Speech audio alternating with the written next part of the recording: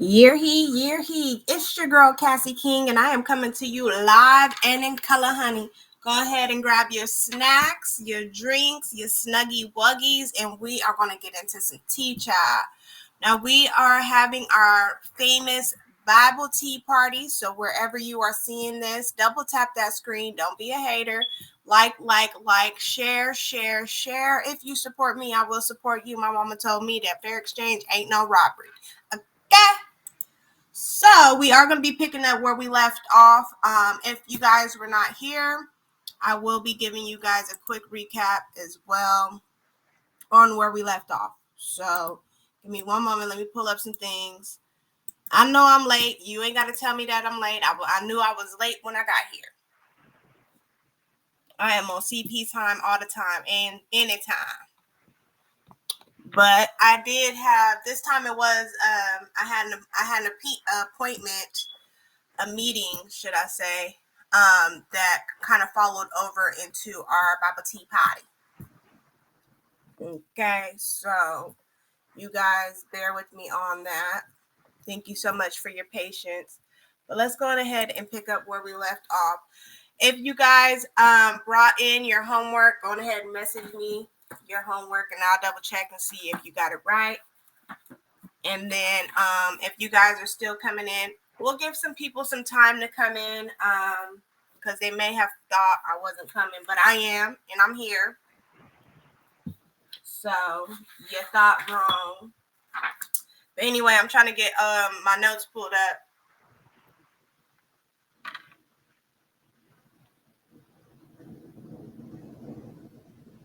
So today we are going to be having our Bible tea party. Okay. If you are new to the Cassie King team, then you should know that we do go over. Here, Wolf, what are you doing in here?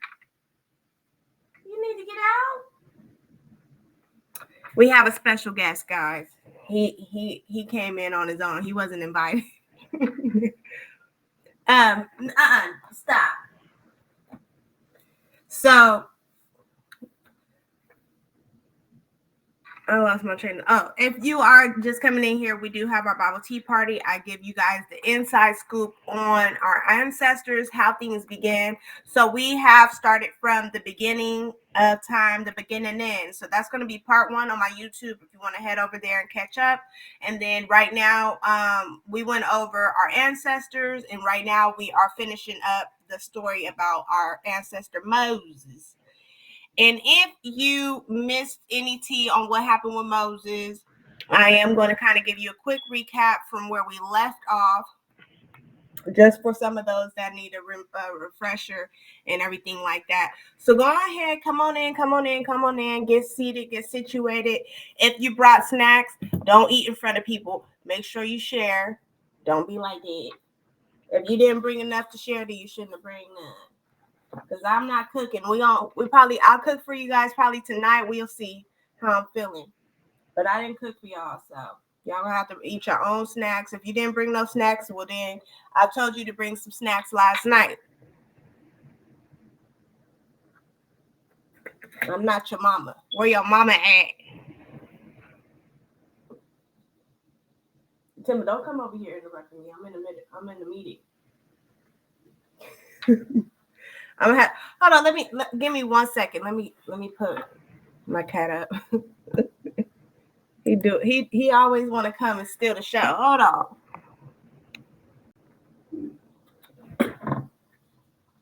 Hi, Diva. You got to go, big boy. Come on, Diva. Come on, Diva.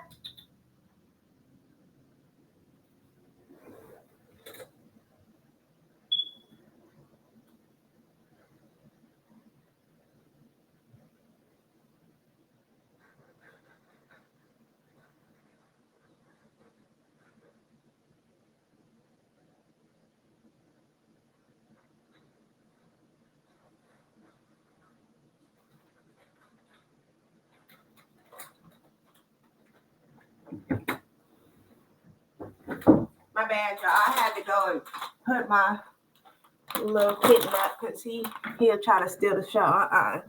It could only be one HBIC. Amen. Ain't gonna steal my shine. Shoot. Ain't gonna steal my shine. Okay. So if you guys are just coming in, we just got here. So don't feel bad. Everybody's just kind of getting ready to put their little snacks together, and everybody's putting their snuggies and stuff on. So I'm just giving you guys some time to do that and feel comfortable and everything like that. So y'all come on in here. Y'all start getting comfortable. Good morning. What did you guys have for breakfast? Because y'all don't never tell me what y'all eating. And I just feel like if y'all don't want to be my friend, just say that. Because we friends. Whether you like it or not, I'm going to be your friend. You're going to be my friend.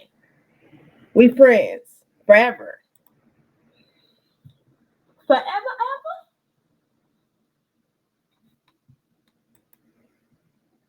But we did leave off in the book of Exodus. Okay. So in the book of Exodus, we went through a number of things, but I'm gonna try to do a quick recap based off of memory. But y'all know I have mom brain, okay? And it's Monday, so Monday is mundane for me. I woke up really nauseous, and like I don't know, I just wasn't really feeling too good. So y'all pray for me. But we left off in actually we didn't leave off in Exodus. We left off in Numbers, ain't it? Where did we leave off at? We left off in Numbers somewhere.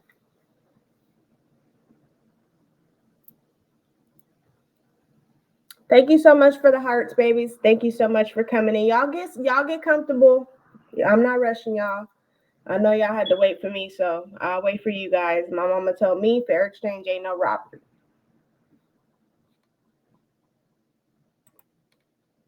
So y'all go ahead, get comfortable. Where did we leave off at? 20. Okay, so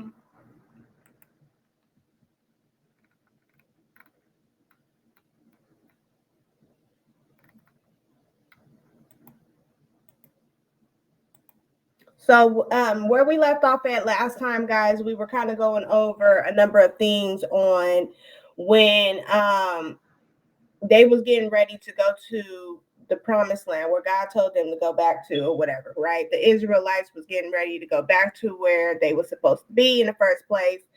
But Moses had to battle with them because when they was getting too close during their travels and getting to where they needed to be, they were slipping and sliding, worshiping false gods. God had to unalive some people. And then he also had to kind of check Moses on a couple of things because Moses wind up breaking the 10 Commandments and everything like that. Yeah, Moses was the tripping too. You know, he had patience, but he wind up having a moment too. He wind up having a little temper tantrum as well. And so God had to sit him down. And then we get to the point where they are going to get to where they're supposed to be, and the king over there basically was trying to get them to be cursed by the homie named Balaam, I guess. And so Balaam was warned by God. Remember, he was like, that ain't the one. They ain't the one. Don't even try it. But I guess he called himself not listening. So God had to talk to him through a donkey. Yep, he was almost finna get unalived, but the donkey had enough common sense to turn around. And so if he would have got to the angel in time, the angel already had a sword ready for him, sitting there waiting for him at the door. He told him, he said, didn't I tell you that you wasn't supposed to go with them people and try to do what they asked you to do? I don't care about what the king asked you. I'm God. You gonna listen to me. And the Israelites are off limits. They are my chosen people, and they are untouchable. So if your little donkey, he was like, your donkey had enough common sense. He said, your donkey had enough common sense to turn around, like I said. Why didn't you? And then, he was having a back and forth with the donkey, talk about, if I had my sword, I would have chopped your head off. Child, listen. But anyway, make long story short, Balaam went back to the king and told king basically, first of all, God told me that they ain't the one or the two or the three to lead the people alone because they are the chosen, they are God's favorite people, and if you try them, it's gonna go down. It's gonna go down. So the king of Moab got the message, and he did it wiggle, and he moved on out the way as he should. Okay. I don't know if they heard about what happened to Pharaoh, but if don't nobody want no more, we don't want any more unalive firstborn sons. I suggest you take that man's advice. Amen. So boom. After he was explaining this to them, mind you, Moses is trying to get his people traveling through. Everybody's traveling, getting back to where they need to be. As they're trying to get to where they need to be, the Israelites was cutting up. They was playing in God's face. Mm-hmm. The priest, Aaron, the first priest, okay, he wound up passing away, but his son tried it. God told him how he wanted his offerings and his gifts to be given to him, and that boy did it in an inappropriate way, so God had to unalive him. Mm-hmm. Yes. And so there was just a number of sequence of events where God had to put his foot down. Okay, so now we are picking up back where we left off on Moses getting the people to where they need to be finally, because the reason why there was a lot of a delay is because they was too busy trying to act like the useless people and worshiping false gods, and they was doing a lot of this. They had a lot of mouths. Mm-hmm. They had a lot of mouths. They had a lot of things to say. Even Moses and his Moses' wife and his brother was bumping the gums, and Moses had to pray for their life, because you remember what he did to them. He had gave them leprosy, whatever the case may be. So there was a lot. The reason why it's been because a lot of people, when people go to church and stuff like that, they hear the story of Moses, like, oh yeah, he freed the Israelites. Yeah, he did. But you guys, I'm about to give you guys the inside tea and scoop on not only why they're the chosen people and why their descendants are so important, but just how strong these people are, because they were having one-on-one contact with God, and they were getting spankings back to back. Some of them were not being able to make it to the promised land, even though Moses pled and plead for them to get to the promised land. And the reason being is because they kept on bumping their gums, running their mouth, and they act like God couldn't hear. Mm-hmm. They act like God couldn't hear. Now y'all know he came down from the cloud plenty of times. And he done came down and they done saw him in person plenty of times. I don't know why these people. I think they was delayed. I think that they was a little touched. Some of them was a little touched. But you know what I think another thing is, and this is just based off of our research. And if you gotta get caught up, head over to YouTube. You'll be able to get caught up. You know I got you. You know I got you. Oh yeah. Happy Black History Month to my fellow blacks. I believe that it's Black History, period. Okay. Especially, but I guess we have a month dedicated specifically to us. So happy Black History Month. But yeah, child, them people was sitting up there and talk about remember they was talking about Moses and he had to come down there and check them about that, because even though Moses had gotten in trouble for messing with breaking the 10 Commandments, and he had gave them water out of rock in an inappropriate way, where it was like he half a word did it, and God was like, see, now you tried it. So we're going to be picking up off of that. Let me know if you guys have any questions so far. Let me know if you have any questions so far. if you guys have any questions, go ahead and put it down in the comments below. I don't know about you guys over here. I can't even see you guys over here, your comments. Let me see if I could put it down.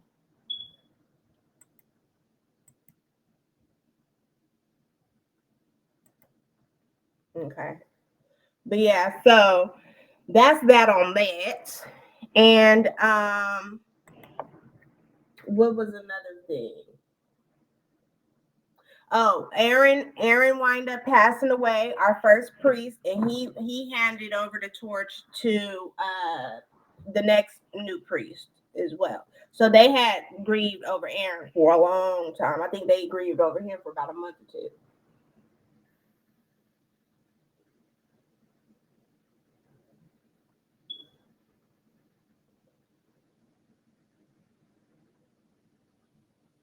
Okay, so y'all, we gonna pick up from there.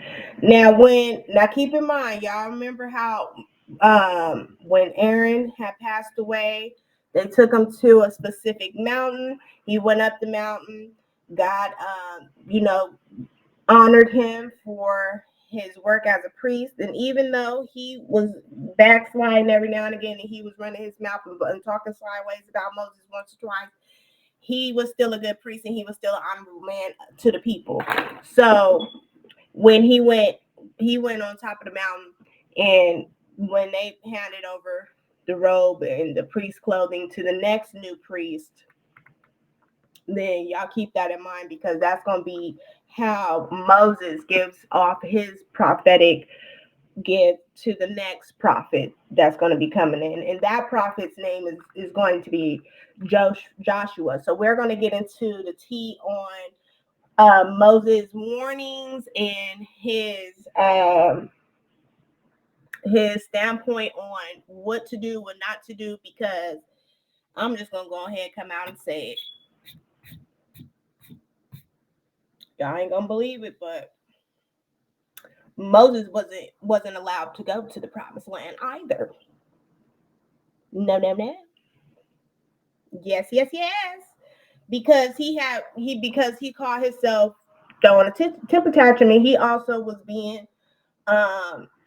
he was showing his attitude on some of the things. I mean, so God was like, wait a minute, hold on. Nope, you didn't getting people to water out the rock in a holy way. You did it with attitude. That's what it was giving. Y'all go ahead and go back to the beginning of Numbers from 20 and up, and catch up on that. But basically, that's how I read it and that's how I received it. But if you guys want to go and check it out for yourself and pick and get your own interpretation of it, you guys can. But yeah, so we're gonna pick up from there. What else did we review?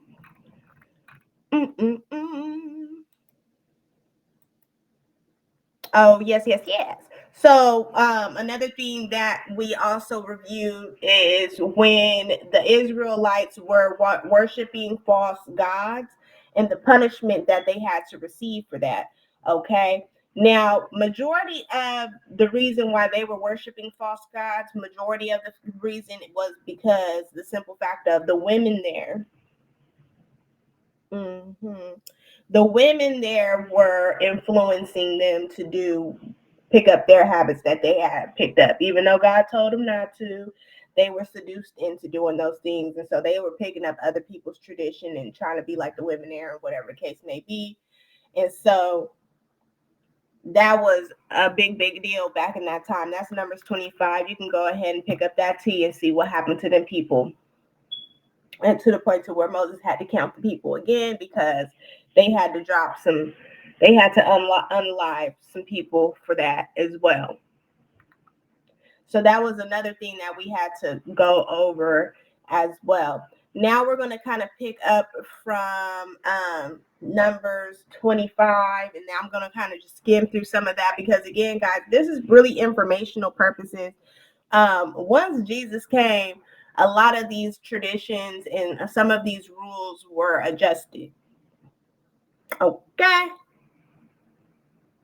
And let me know if you guys are caught up, if I'm making sense. And say Cassie King, make it make sense, friend.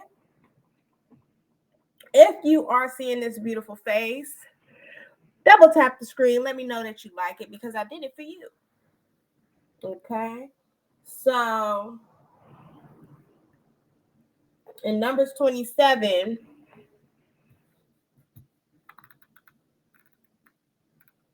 that's when God went on ahead and told Moses, yeah, you're not going to get to go to Canaan where everybody else. Moses was like, but I want to see. He said, I bet you do. I bet you do. I bet you do want to see. Did you want to see when you broke the 10 Commandments and was giving people water out of rock with an attitude? Because at the end of the day, you're a prophet. You have to remain holy at all times. God was very, very strict. Is very strict. So, I'm gonna go over a little bit on that.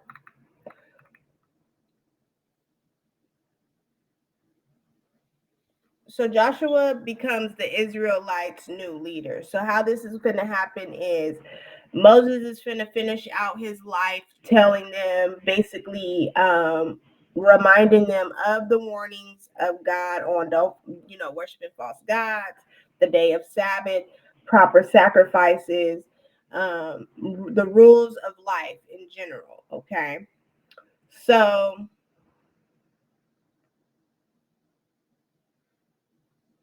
in the Zin desert, when the people turned against God, he didn't do what God commanded. Moses didn't do what God commanded. So when he hit the rock to get water out of the Meribah Kadesh, he did not show the people that God was holy. So now he was no longer allowed to go to Canaan. I said, oh, after everything that he did, that after God had allowed him to be used and everything like that, because light was coming out this man's face. He had to cover his face up, and he was such a humble person. He was the most humble person in the world at the time. I was like, dang.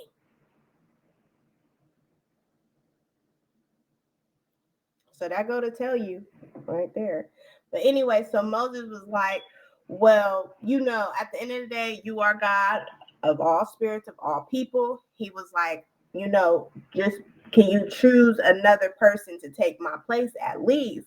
Because at this time, Moses was, he was real old. And so he was about to, go ahead and travel on into his next destiny. And he was going to be unalived. He was going to pass away pretty soon because he was getting old. And so God was like, okay, well, we can go ahead and choose Joshua, which is the son of Nun. And he told him, he said, my spirit is in him and it will help him lead. He was like, so put your hand on him to take your place as leader. Okay, so they had this conversation because Moses thought he was fit to get ready to see Canaan, even though he kind of showed his tail. And he didn't even do his big one, but God still was like, you tried it. So basically, the new priest after Aaron, his name is Eleazar, probably not saying that right. Y'all go ahead over to Numbers 27. You figure out how to say it. I'm not your mama. Okay.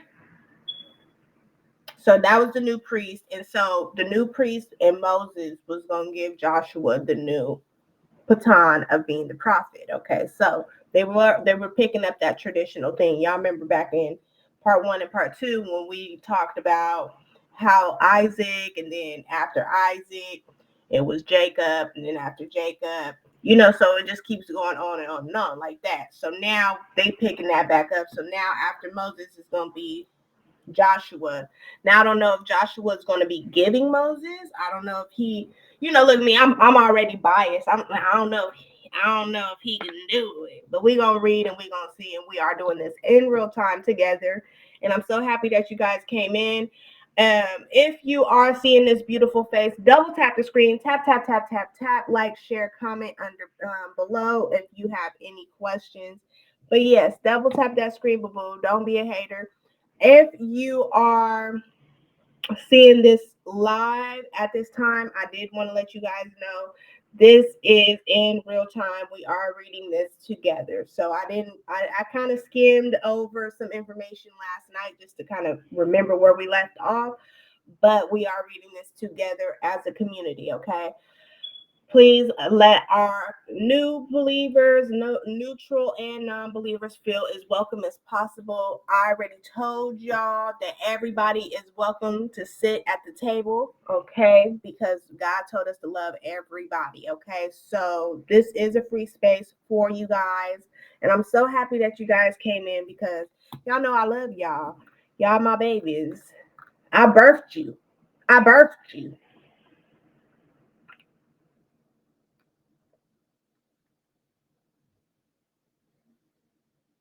So Joshua became betrothed to be the new prophet in Numbers 27. So I don't know if Joshua can do what Moses did, but God said his spirit is in him, so he better eat.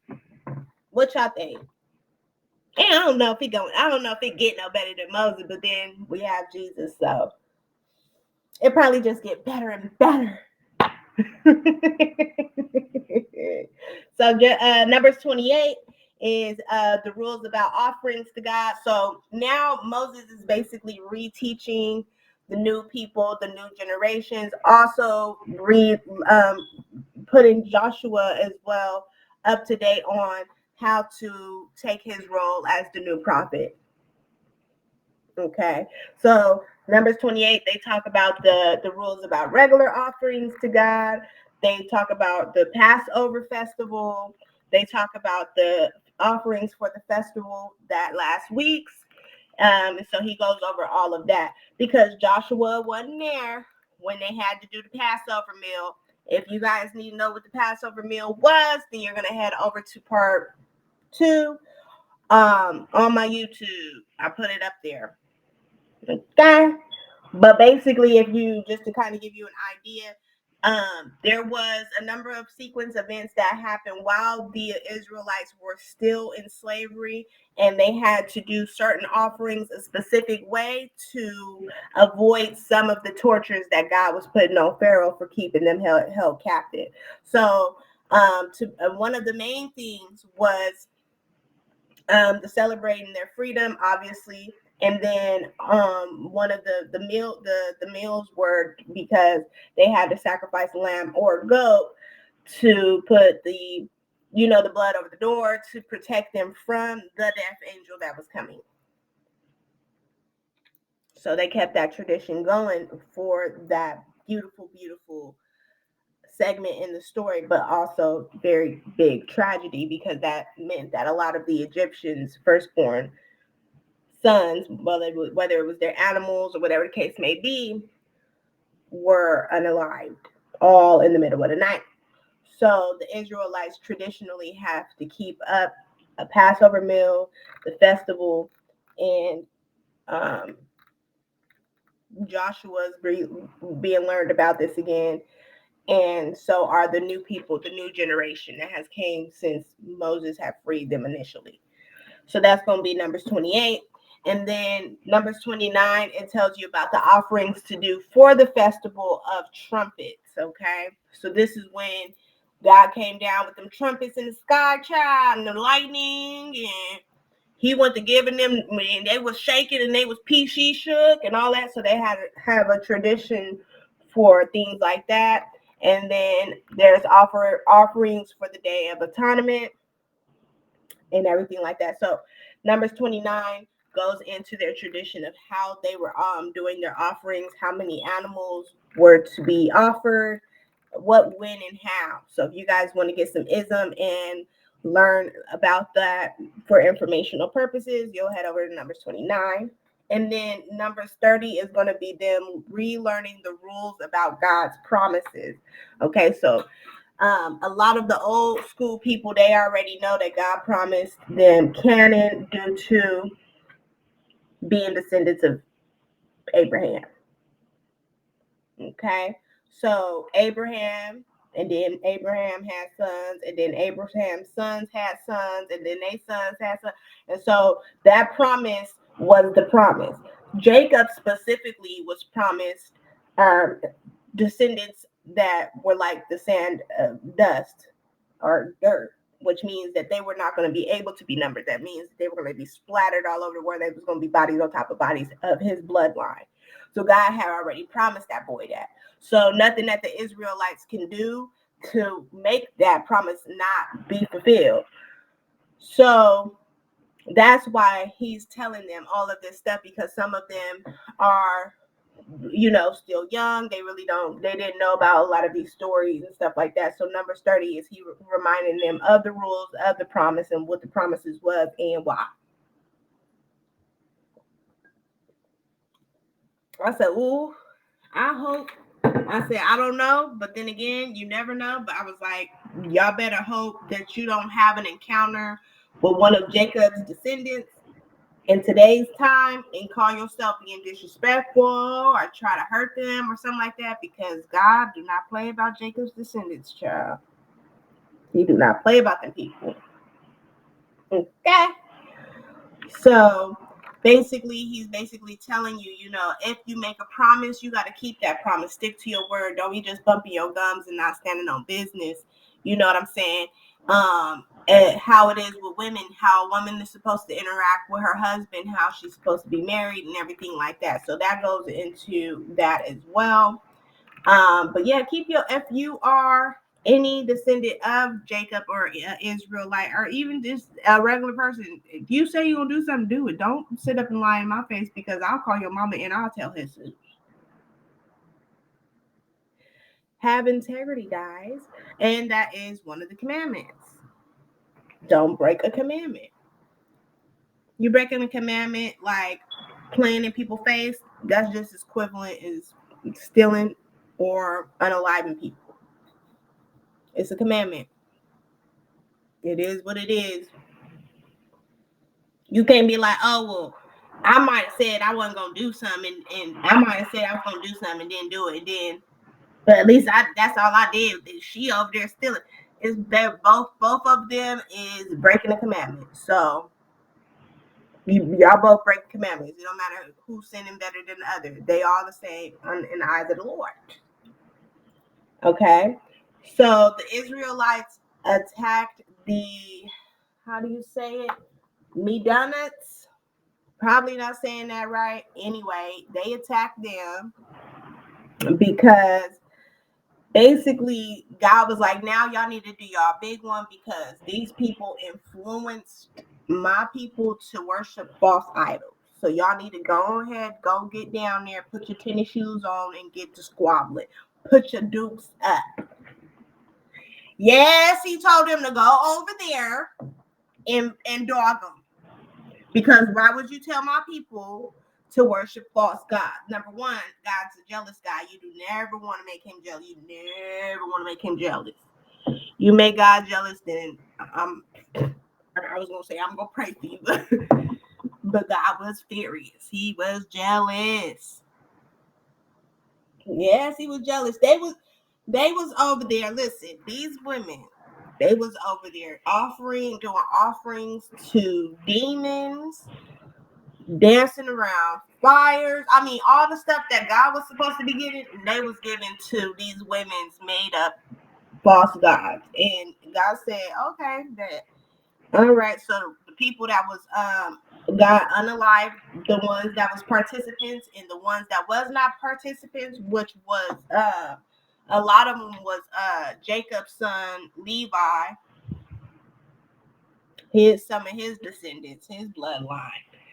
And then, so in Numbers 31, you get to see how they get to squabbling and how many people it was. And this is going to be the inside scoop of the war in the Bible. Okay? So they get the funkin'. And I think it says here, choose 1,000 men for each Israelite tribe to go and fight. There were 12,000 men ready with weapons to fight the battle. Moses sent the men out to fight. There were 1,000 men from each tribe. Okay. He also took trumpets to make sounds for the battle, so you knew that was going down and you was ready to get down with the get down. And they was funking and they went to war and they went to whooping on them people because they was worshiping false gods. And God wasn't playing about that. He said, no, no, no, friend. No, my friend. Okay. So the Israelites, they started after everything that went down. They also, it goes into the priest when he said to the soldiers to get them back clean from such a tragedy. Okay, so he said you must put all the gold, silver, and bronze, and the iron and other metals into the fire. Put the fire in. Put in the fire anything that the fire will not destroy. The fire will make those things clean, but must also wash them with water. And then on the seventh day, you must wash your clothes. After that, you'll be clean again, and then you can come to the camp, which was holy ground. And so he told them how to, the new priest told them how to, get clean from such a tragedy after they had to go and whoop on them people for influencing God's people into doing false gods. And so God told them, you better put your tennis shoes on and get the squabbling if you love me. Yes, yes, yes. Let me know if you guys have any questions. So, bye.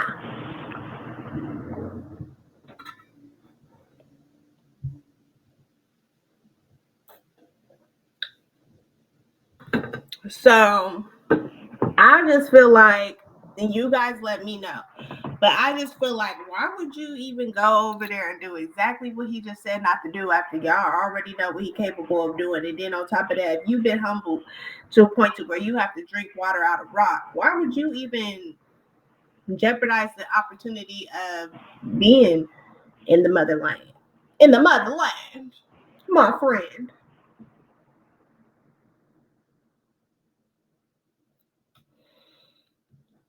Alrighty, so the Israelites share their things that have been taken.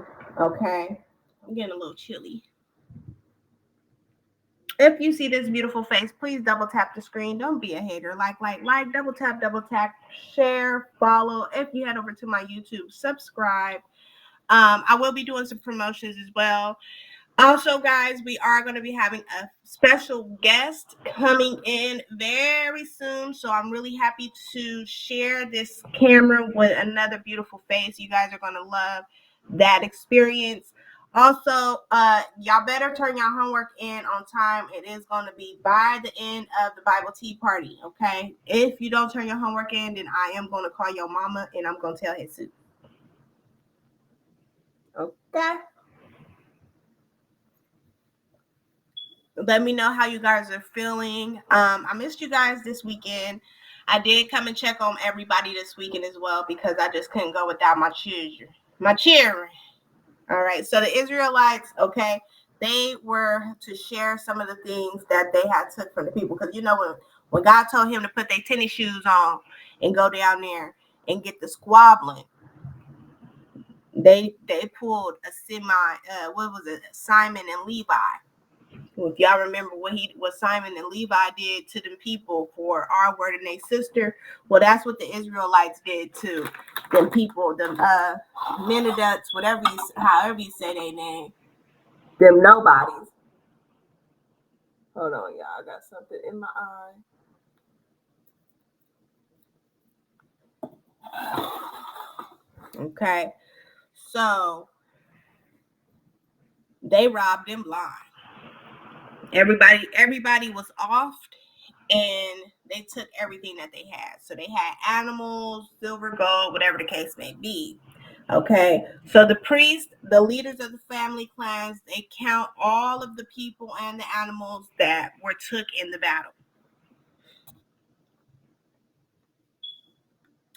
So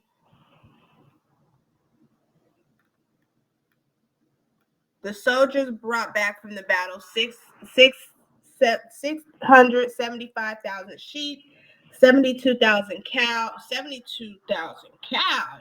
61,000 donkeys, 32,000 young men who had young women young women that were virgins. The soldiers have included 337,500 sheep. So there were 675 sheep for the Lord. The soldiers included 36,000 cows. So there were 72 cows for the Lord. And so basically it goes into breakdown on what their percentage was from what they gave, what they took to what they gave to God for winning that battle, and also the virgin women. But I don't think they were supposed to bring them virgin women. I think that they were supposed to get rid of everybody because everybody was doing the most. So I don't think that the virgin women was invited. So I don't know about that. We're gonna see what God say. Hey, Kenna, thank you so much for joining the Bible Tea Party. Please double tap that screen. If you follow me, I will follow you back. If you can support my content, I will support your content. My mother told me that fair exchange ain't no robbery. Amen. Amen. If you bless me, the Lord will surely bless you. Okay. So that's that on that. But I don't think they were supposed to bring them little virgin women up over there that wasn't the Israelites. Which I think. I don't think they were. I think that God was like telling him, he said to go get all them people, and all them people mean everybody. Everybody and their mom.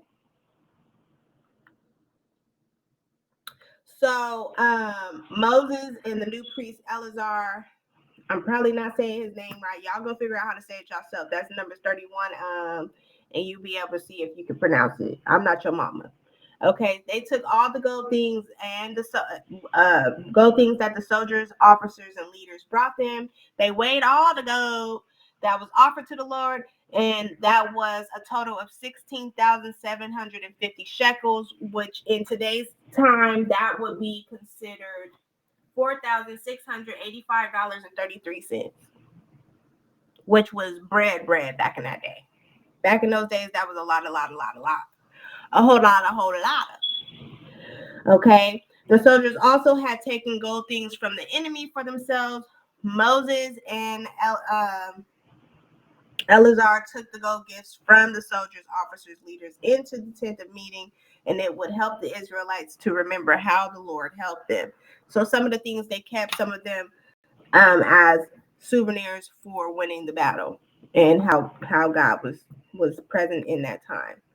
So that is Numbers 31. If you want to go in there and catch that tea and get that ism, that's where you will go for how the war went down and why on the Midianites. Because the simple fact of the matter, they had God's people worshiping false gods. So if you worshiping false gods, may the Lord have mercy on you. But we got Jesus now, so it's a lot different. Okay.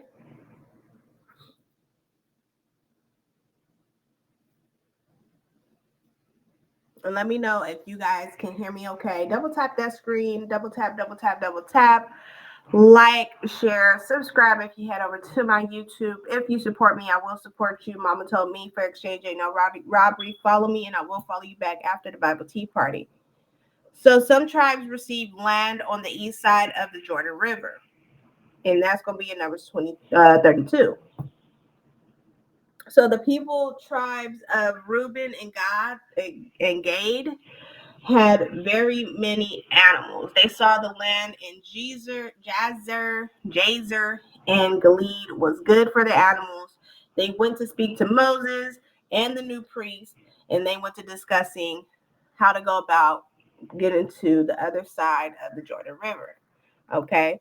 So Moses said to the men of Reuben and Gad that the other Israelites tribes will go across the river to fight against the people who live there, and it's not fair that they should stay there. He said, if you stay there, the rest of the Israelites may not want to go across the river. So do not stop them going into the land that the Lord has given them. He says, your fathers did the same thing when I sent them from Kadesh Barnea and to look at the end, to look at the land of Canaan. Okay, so Moses is basically telling them what it is and what it ain't. That's going to be verses 5 through 9. And then as a result, the Lord was very angry with them. He promised none of the men. This what he said. He said, none of the men that I brought out of Egypt will go into the land. And he said, nobody's going to go into that land. He said, it is the land that I promised to give Abraham, Isaac, and Jacob. Uh-oh. When he get to saying them names, you better clock it. When he get to saying them names, then you know you in some trouble. Because one thing he didn't never play about was that Abraham child. He ain't never played about that Abraham, that Isaac, or that Jacob. Ain't not one time.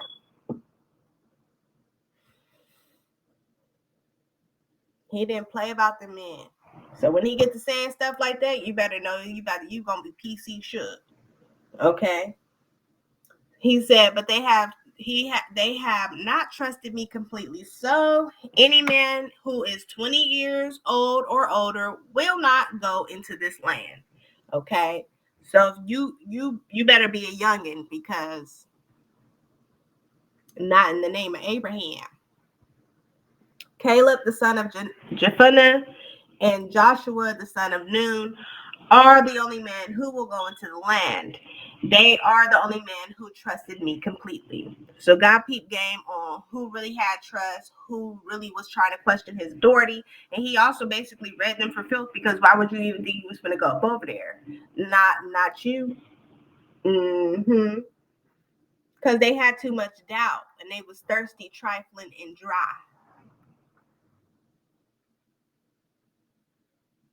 At the time, the Lord was angry with all of the Israelites. He caused them to travel in the desert for 40 more years. After that, all the men who had turned against him were unalived. Mm-hmm. Moses continued to say, now you are turning against God as your fathers did. You are as bad as them. He said, you will cause the Lord to be even more angry with the Israelites. If you turn against him, he will leave you here in the desert. If the Israelites people die, it will be because of you. Because you trifling, dry, thirsty, and y'all ain't got no sense. First of all, where is the sense, and where is Jesus when you need him? Jesus. Y'all help me. Y'all help me. Help. Okay. And I don't know who need to hear this, but today is your day for a breakthrough. Okay. Get up off your back and do your big one. If you feel bound down, then you need to call it out as it is and say, bye. You do not belong here, and I demand you to leave. Whatever spirit it is, if you feel like it's the spirit of procrastination, dog her. If you feel like it's the spirit of depression, whoop on her. If you feel like it's the spirit of anxiety, slice her, dice her. With the name of the Lord, okay? It's time for you to step into your boss up season, okay? I don't know who needs to hear that, but you need to hear that. Get up off your bed and do your big one. Don't let nothing keep you down from doing what you need to do to prosper, because if you feel bound, then that means that you are being under attack. And if you are being under attack, then you need to fight back. And Jesus will help. Okay? Jump them. Jump them, friend. I believe in the name of jump. Ain't no such thing as fair fades in my book. Wake it up. Especially if you losing. Am I lying? Did I lie? Okay. Don't let nothing ever make you feel like you ain't the one. If you feel like you can't win, or if you feel like you whatever it is, oh, I got this or I got that, the spirit of excuse. Dog her. Beat her up. And if you can't win, then have somebody jump in. Call Jesus. I battle with mental health a lot. But guess what? You can't even tell. Okay?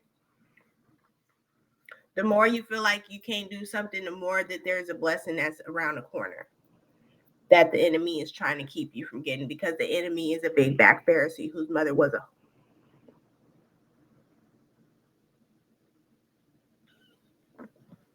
Let's get back into this word.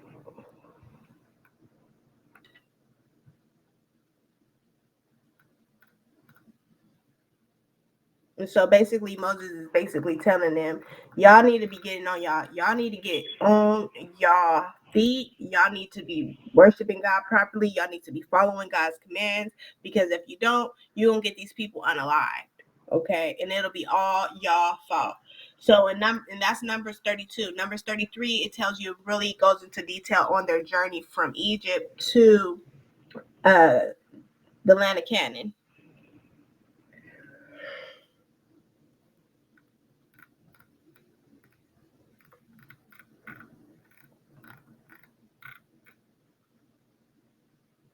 And it basically says where what landmark they was at. So they went from here to here, here to here, here to here. So if you guys want to know what the name of each city and land that they had to travel through and their experience on that, you're going to go to Numbers 33. Okay. It also says that if the Canaanites remain in the land, they will cause the Israelites to suffer. So you must chase them away. If you do not do that, I will punish you in the way that I wanted to punish them. And so that's basically what Moses is telling them. And you know, he still had that stick. Mm-hmm. He still had that stick, friend. So y'all make sure you double tap, follow, like, and share, because now it's finna start getting good. Okay.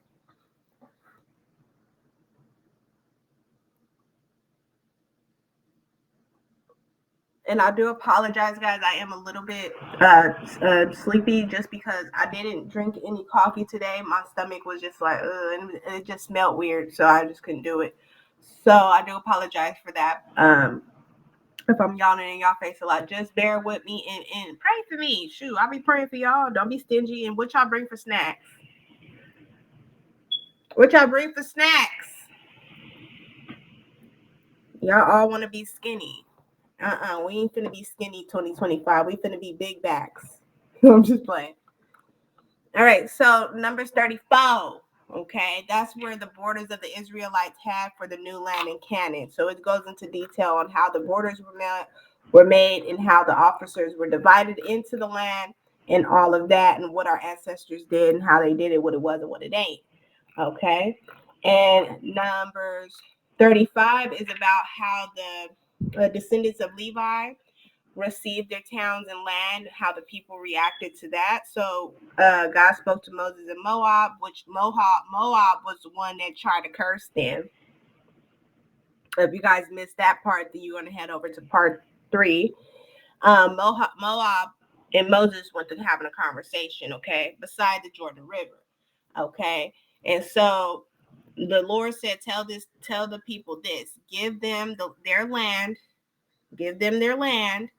and so that way they can start building their life, okay? And if you do what I say, then we're gonna be good. If you do not, then it's about to go down. And then it also tells you about how what their new laws were in terms of how to stay safe in the city, how to interact with one another, and so it goes into detail on that and what the towns had, what their rules were, their new laws. And that's all Numbers 35. And then moving forward, we're going to head over to Numbers 36. Okay. A family's land may belong to women. Okay, so the leaders of the families of the Gilead clan went to Moses and the other leaders of the Israelites clans. Okay, so they said to God that you should decide which parts of the land to give each Israelite family. You use special stones to do that. And so now they're just trying to figure out how to split this land amongst each other before they get there. Okay. So God told Moses what it was and what it ain't. So Moses gave the commands. He said, what Joseph's descendants are saying is right. I said, Joseph's descendants, and then I started thinking about Joseph.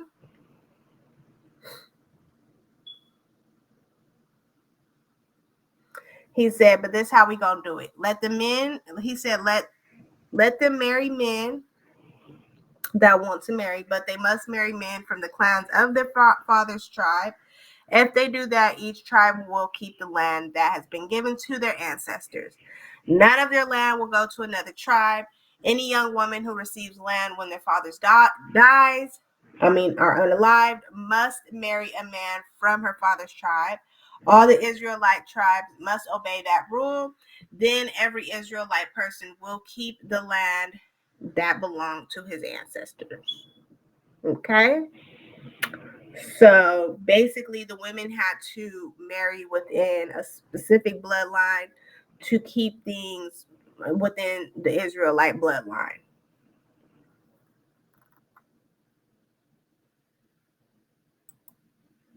Now we're going to go into Deuteronomy. Okay, so that is pretty much the end of the journey. Now everybody's gonna get ready to set up shop. Before they set up shop, we have to say our goodbyes to our big homie Moses, which we value very much, we respect very much, and we honor him for his service. Okay, so double tap that screen, like. If you are seeing this beautiful face, make sure that you tell me that you like it because I did it for you.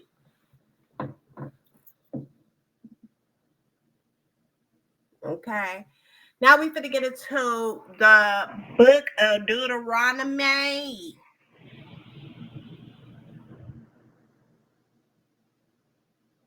Don't look at my nails because I didn't do them.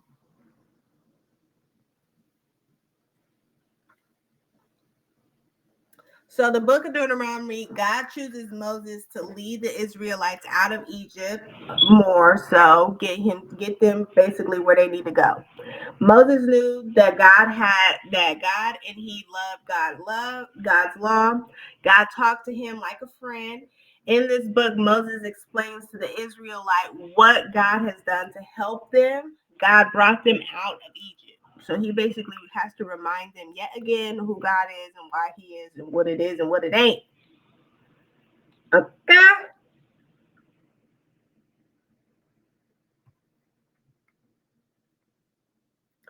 He is their guide through the desert for 40 years. God gave his law to them on Mount Sinai.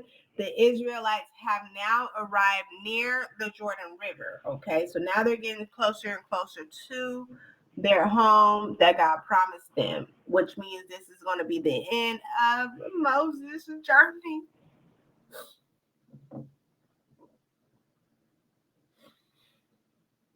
I'm going to miss you, Moses.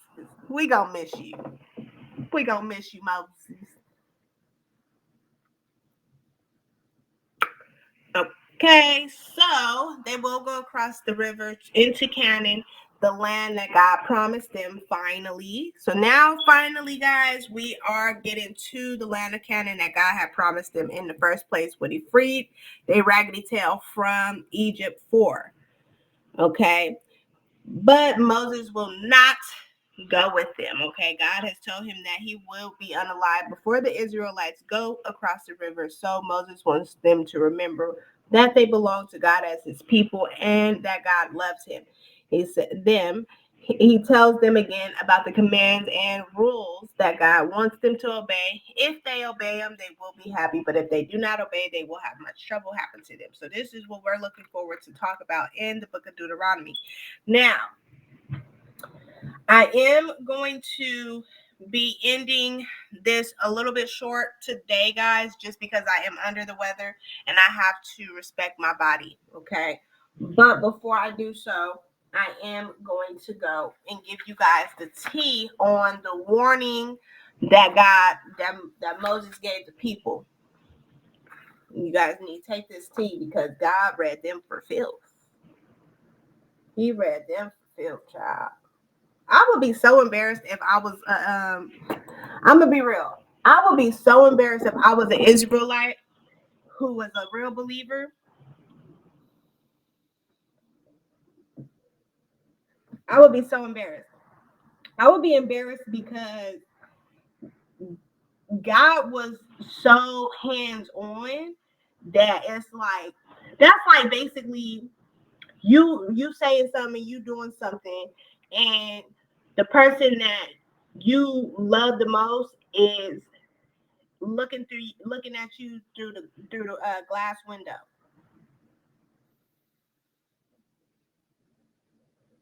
You know what I'm saying? So when these people was um worship sacrificing stuff to demons and doing all this trifling stuff and everything, guys, some of the people, well, some of Levi's descendants, which I was surprised to hear low key, were so loyal to the soil. But them other people, child,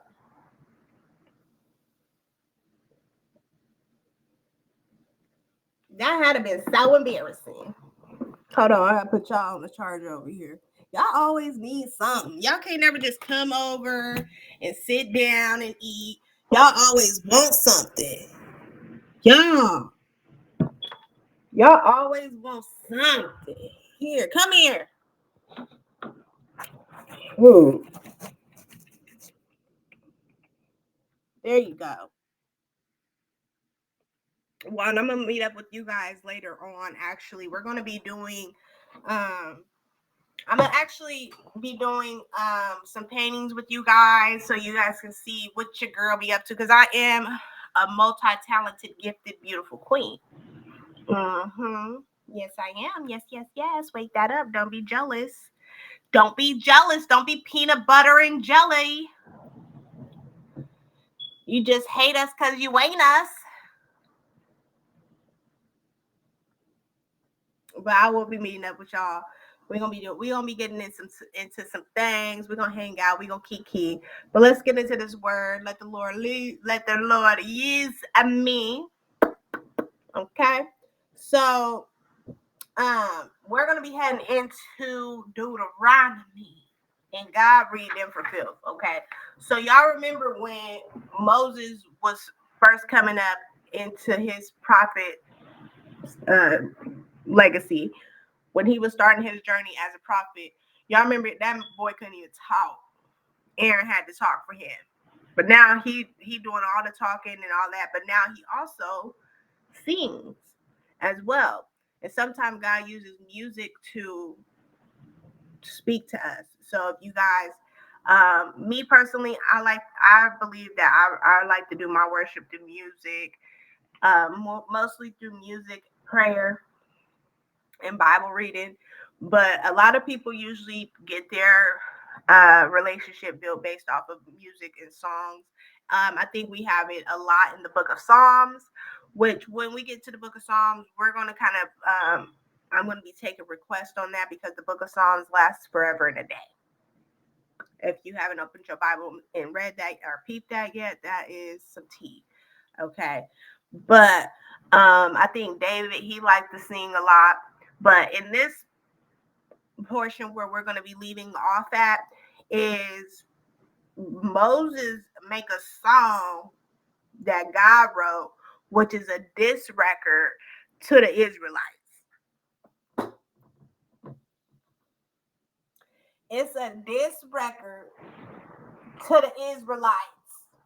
He dissed them. He read them for filth, friend.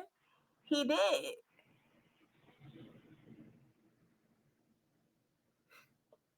Ciao. And then we also gonna get into the intro of Joshua picking up the prophet baton, and then him becoming our new prophet and our new leader. And so I'm really excited to see what Joshua's gonna give because Moses did his big one. Let's not too much on Moses. So we definitely are gonna miss Moses now that he is up in age. So I'm also going to tell you guys how old Moses was before he passed. If you guys were in part 1 and part 2, we get to see the ages of people going from the 900s down to the 800s, down to the 700s, and down to the 300s. And now we are finally at the age where God wants us to be, which is 120 is when we're supposed to be. That's as old as the average person should be. moving forward in life, in the lifespan. So we know that when Moses started his journey into being our most beautiful prophet at that time, he was in his 80s. So now he then got of age to be passed on. And so God basically is not going to let him see the land of Canaan before that happens. Number one, because he was once when he gave water out the rock, he did it in an unholy way. He had a little attitude about it. And then he also did break the 10 Commandments, which God wrote by himself. So you knew he was going to get in trouble one way or another.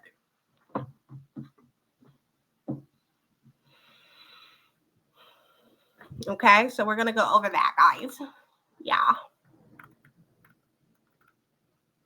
So again, Moses explains to the new people, for the neutral and non-believers that were coming up with the Israelites, God's new commands.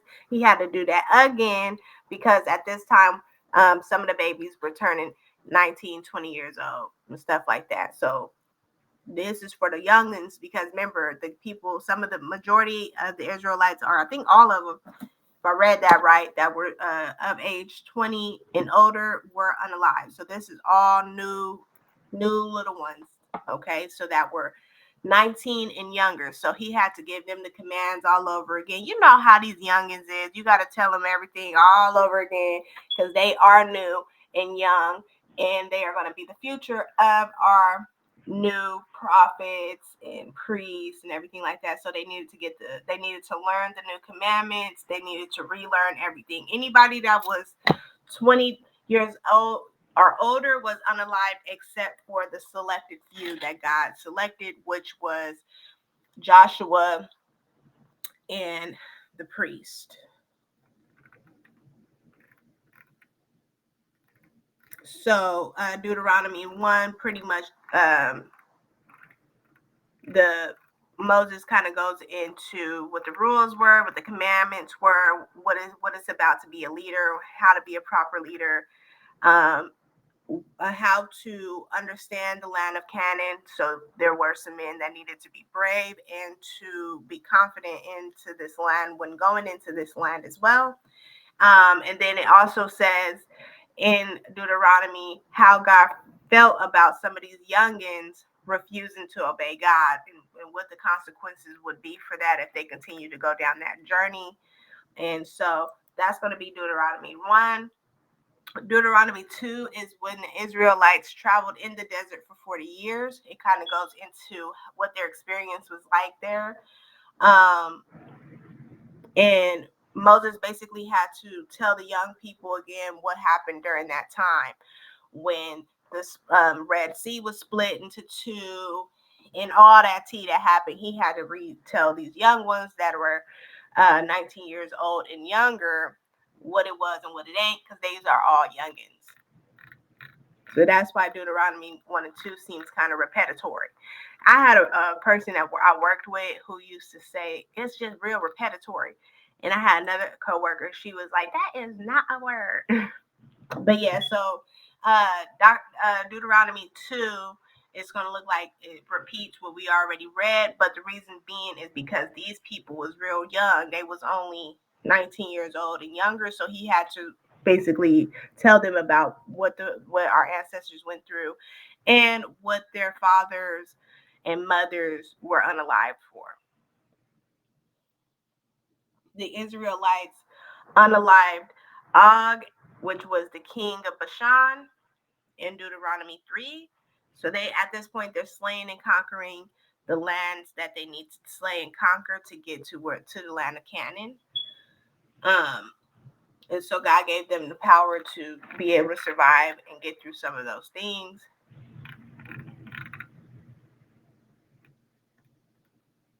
So in y'all, I know y'all probably can't hear it. And I hate to tell anybody's business, okay? But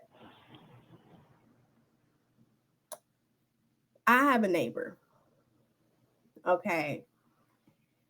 And I don't know if y'all can hear. Y'all probably can't hear. But I have a neighbor who I call it the boom boom room. Okay. And it gets to the point to where it lasts for days at a time. I hope y'all know what I'm trying to say. I mean, constant.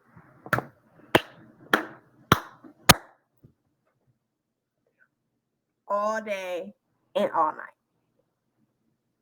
And so, as I'm reading the book of the Lord, my dang on, what's the name up here, is shaking, and my ceiling is boom, boom, boom. The boom, boom, wrong. We're gonna link up later on tonight, guys. Double tap that screen, and wherever you are seeing my face, double tap, like, share. If you support me, I will support you. If you bless me, the Lord will surely bless you. And we're just kind of getting into this tea on how God refused to let Moses go into Canaan because he threw a temper tantrum. Okay. Well, he just did when he had did one of his miracles, he didn't do it in a holy way. And so when you do things, it ain't what you do, it's how you do it. So, that's why. Number one, number two, he was old anyway. So, excuse me. So at the time, this is Moses basically telling them what happened between him and God's conversation because they did have a back and forth. Okay, so they had a back and forth about him going to the land of Canaan because he wanted to go, but God said nope. You gave it those people that water out there rocking it in holy way, so you're not going to go. Okay. So Moses would not be allowed to go into the land of Canaan due to the unholy way of serving water out of a rock. And the Lord had remembered. And so he's basically telling them what God said, what he said. So he said, at the time I asked God many times, Almighty Lord, I am your servant. You are showing me how great and strong you are. There is no other God in heaven or on earth that can do these things that you do. Please, Moses said, please let me go across the Jordan River. He said, I want to see the good land over there too. He said, I want to see the beautiful hills and the mountains. And he said, but God was angry with me because of you. Maybe because of you. He said, but God was angry with me because of you. He said he would not answer my prayer. He said, you have done enough. He said, don't even talk to me about that no more.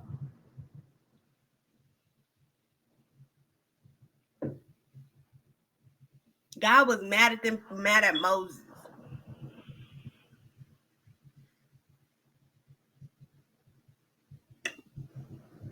He said, go up to the top of Mount Pisgah. He said, stand there and look around to the north, west, south, and east. Look carefully at the land because you will not go across the Jordan River. He said, now you must tell Joshua what to do. Tell him to be brave and strong. He will lead my people across the river to the land that you see. He said he will help them take the land for themselves. After that, we stayed in the valley, and child, Moses couldn't go.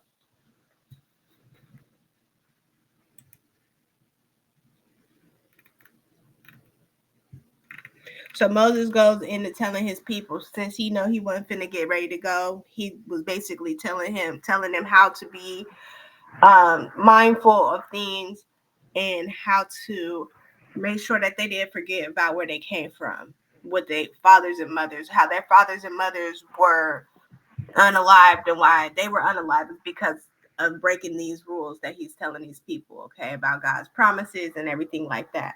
He said, look, I have taught you the rules and laws as the Lord my God told me to. So now you must obey them. And when you go into the land where you live, obey them carefully. Okay. So we are now in Deuteronomy 4. If you want to see how God told Moses he couldn't go, to the land of Canaan. That's going to be Deuteronomy 3.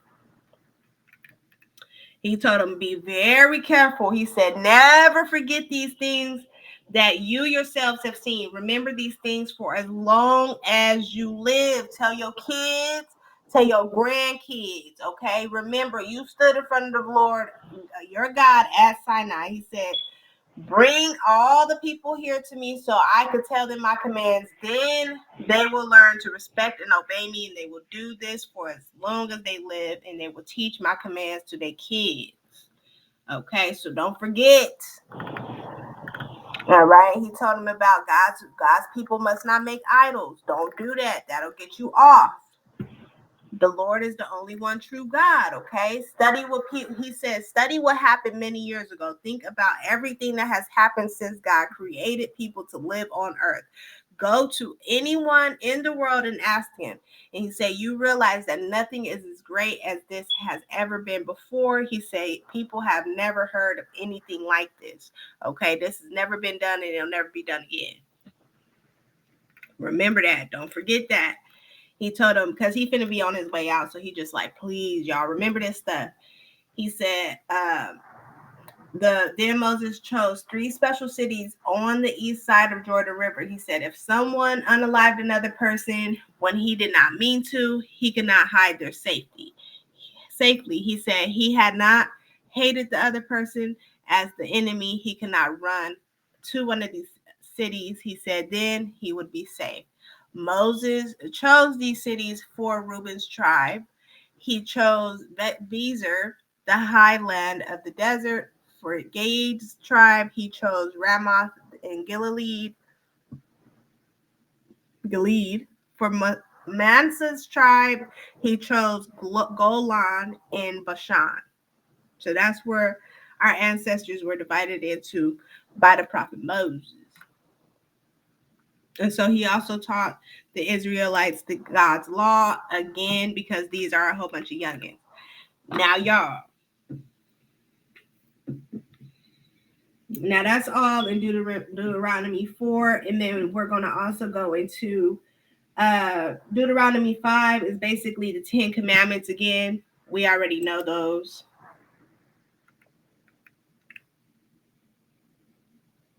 And so Deuteronomy 6, it says the most important command to his people. Okay. So he told me to teach them to you. He said you must obey them when you go across the Jordan River. In that land, you must respect the Lord your God with fear. You must obey his rules and his commands that I am teaching you.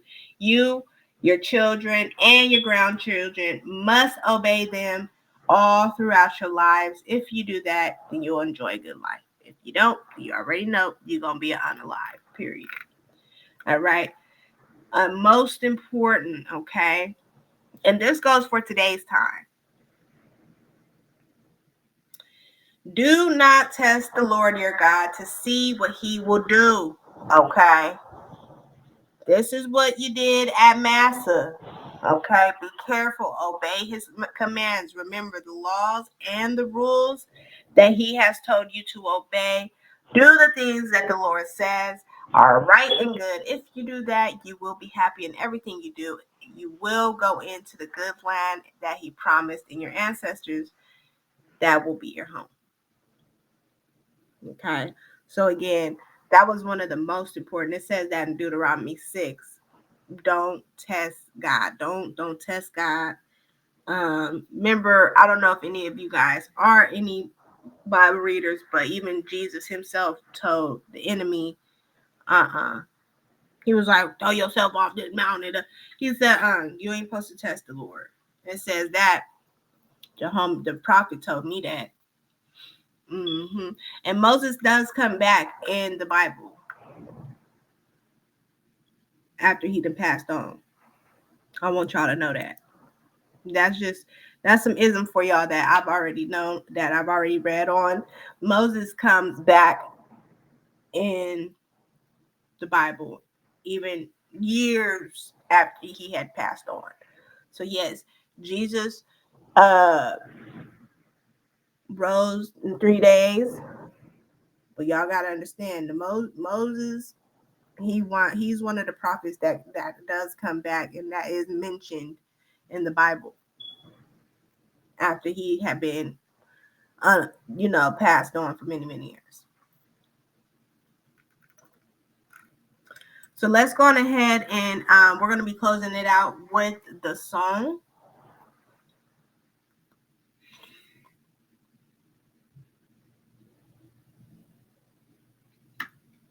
Before we do that, there's a number of things that I did highlight. Excuse me, guys. There's a number of things that I highlighted in Deuteronomy 7. It tells that the Israelites are God's special people, and why they're his special people, we already know this because the promise that he made with Abraham, Abraham's kids and grandkids. But it goes into detail on why they're the special people and why they're the favorite people. And so y'all better hope y'all don't disrespect none of them descendants in today's time, okay? But Deuteronomy 12, it says God's blessings for his people. Okay, so listen to these rules and be careful to obey them. If you do that, the Lord your God will be faithful to you, to the covenant that has made with you, that he has made with you. He says he promised your ancestors that he would do this. Okay, so this is very important, guys, because this is a promise that he made to the ancestors that he just cannot break. So remember, one of the most important is don't test him. Another that's important is these specific people from this specific bloodline. He will love you and he will bless you. He will give you many children so that you become a large nation. That's the goal. He will cause your fields to give you plenty of good food and grain, wine and olive oil, and he will cause your cows, sheep, and goats to have many babies, and this will bless you in the land that he promised your ancestors to give you. Okay, so that is God's blessings to his people before Moses was out. He had to, let them know what was happening, what they're going to be looking forward to seeing as well. Okay, guys. It says here, when you fight against them, do not let them frighten you. The Lord your God is there to help you, and he is a great, powerful God. He will chase out the people of those nations at one time. He will not let you destroy them.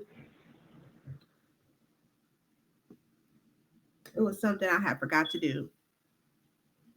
I had forgot to do something. Hold on.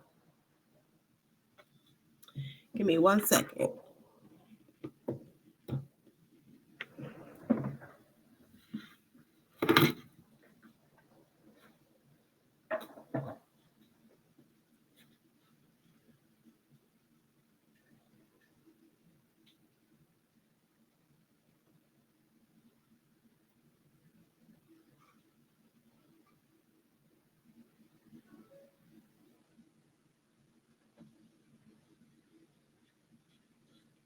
Okay, guys, sorry about that.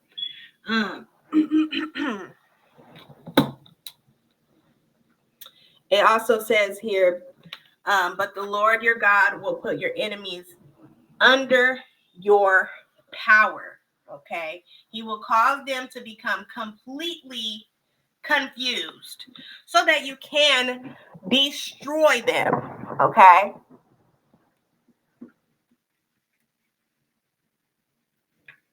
they ain't even gonna know how to fight back because God's they're gonna be confused. Okay, he said he will put their kings under your power. No one will remember their names anymore. No one will be able to stop you. He said you will destroy them all. He said, then you must burn the images of their gods with fire. Do not try to give them silver or gold from those idols. He said, the Lord your God hates those things. Okay. If you take it for yourselves, it will catch you like a trap. Do not bring anything that God hates into your house. If you do that, God will be ready to destroy you as well as the thing itself.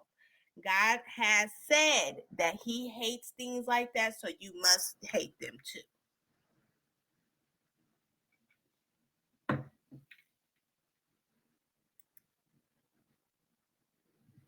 Okay, that's Deuteronomy 7. Deuteronomy 8. God took care of his people in the desert. Okay, we remember how he did it. If you guys need to go to part 3, I go into detail on how they were fed out of thin air and how they were getting water out of rock. Okay, be careful to obey all the commands that I'm giving you today. If you do that, you will continue to live and you will have many children. You will go into the land that the Lord your God promised your ancestors. It will become your home. Remember how the Lord helped God led you across the desert. Okay? He took care of you for 40 years. 40 years. He caused many troubles to come and test you. He did that to see if you would trust him. And he wanted to know whether you would continue to obey his commands. So some of y'all was tested and some of y'all failed. He caused you to become hungry and then he fed you with manna. Neither you nor your ancestors have ever seen this food before. In this way, he taught you that food alone cannot cause people to live.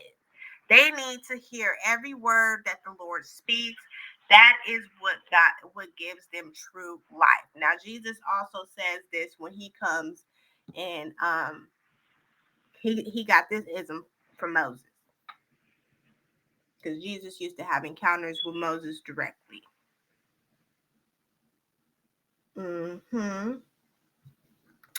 During those 40 years in the desert, your clothes did not spoil, your feet did not become big with pain.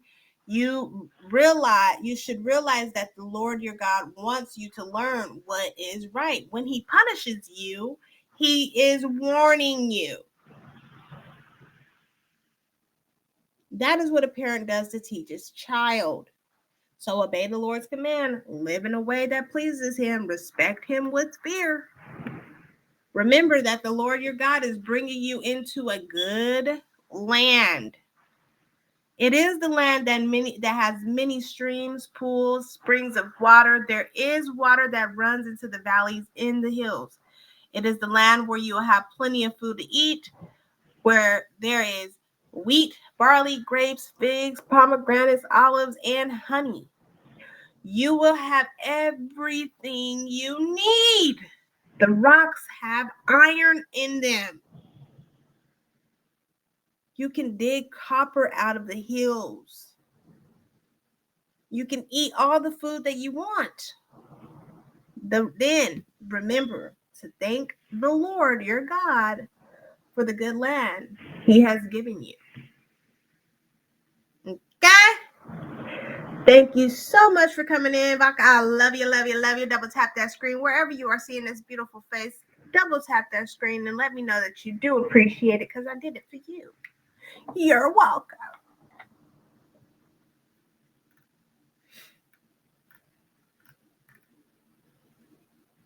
He said, be careful not to forget the Lord your God. Always remember to obey his commands, rules, and laws. And I'm telling you that today.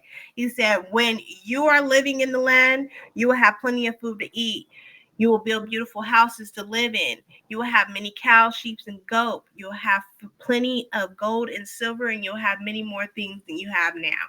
So you think you're blessed now, but you're finna get blesseder.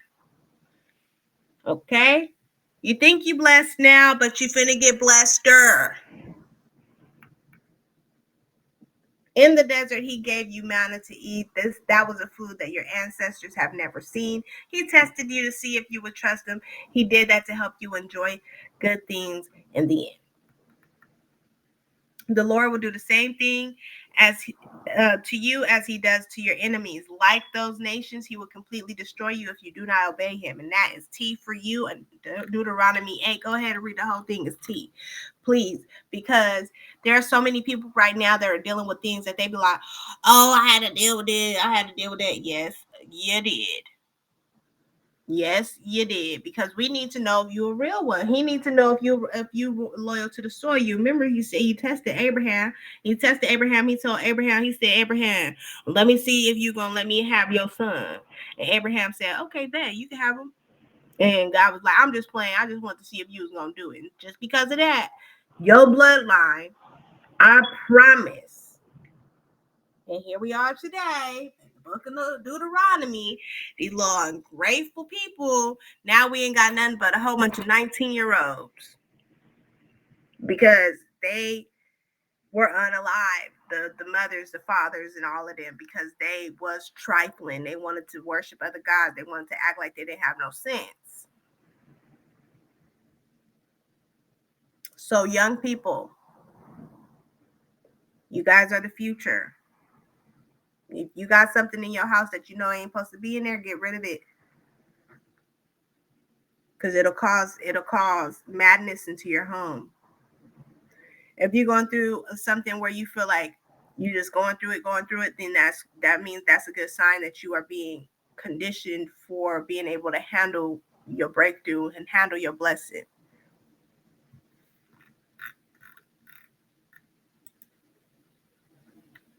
Deuteronomy 9. Moses explains why God helps the Israelites. Okay, he said, listen, Israelites, you will soon go across the Jordan River.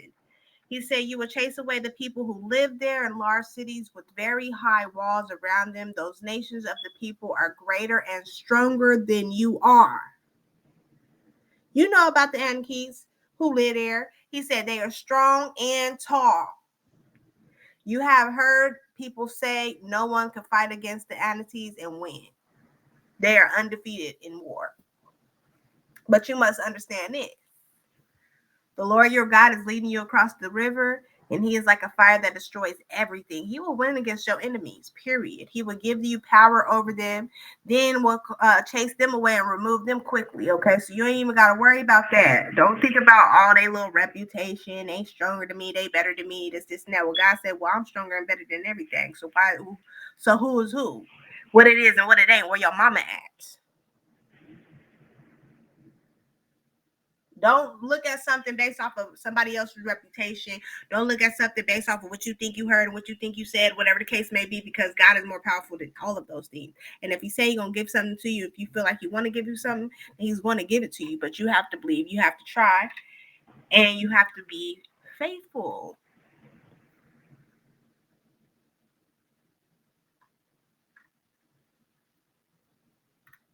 The Lord your God will chase them away. After he has done that, be careful. Do not say to yourself, the Lord has brought us into this land because we do right things. No, he didn't bring you into this land because of that. He brought you into this land because he already promised your ancestor Abraham. Ain't got nothing to do with you too much because y'all are trifling anyway. He said, no, it's because these nations were doing wicked things, and this is the way of the Lord, chasing them out of the land so you can live there instead. It's not because you do right things. It's not because you're good or honest people. This is not the reason that you will be taken to the land for yourself. Instead, it's because these nations are wicked people. And that is why the Lord your God will chase them away. As you move there, he will do what he promised your ancestors, Abraham and Isaac and Jacob. Okay, so you must understand this. The Lord your God is not giving you this good land to live because you are doing right things. No, you are proud people who do not want to obey. So it ain't about you. And it ain't about you being good or bad. It ain't about you having this and that, having this and that. It's about what he already has set in stone for you before you got your bowhead behind here anyway.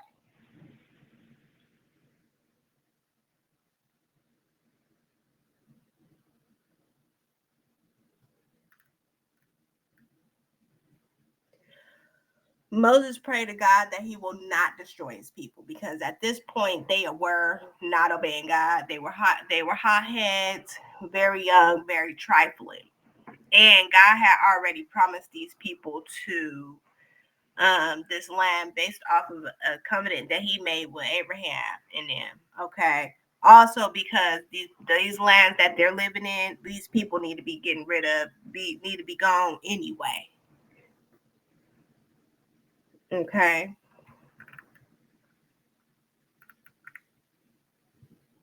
After those 40 days and nights, the Lord gave me 2 flat stones. This had the covenant on them. Then the Lord said to me, "Now go down the mountain. The people that you led out of Egypt have done something very bad. They have already refused to obey my commands before they even got there.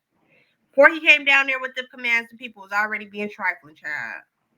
He said they have used gold to make an idol for themselves. He said, the Lord also said to me, I know what these people are like. They are proud people who do not want to obey me. They ain't nothing but a whole bunch of trifling, spoiled, think that they can do anything they want type of people. They don't even deserve. Let me hush. And so Moses said, when I saw that, I threw the flat stones down on the ground and I broke them into pieces while y'all watched. He said, I fell down on my face and on the ground. He said, and I had to pray to God, and I did that for 40 days and 40 nights, and I did not eat or drink anything. He said, you had done an evil thing, which caused the Lord to be very angry. I prayed because the Lord said he would destroy you. He was so angry and with you that I was afraid. But the Lord listened to me this time too. He broke the 10 Commandments. Yeah, that God wrote the 10 Commandments himself.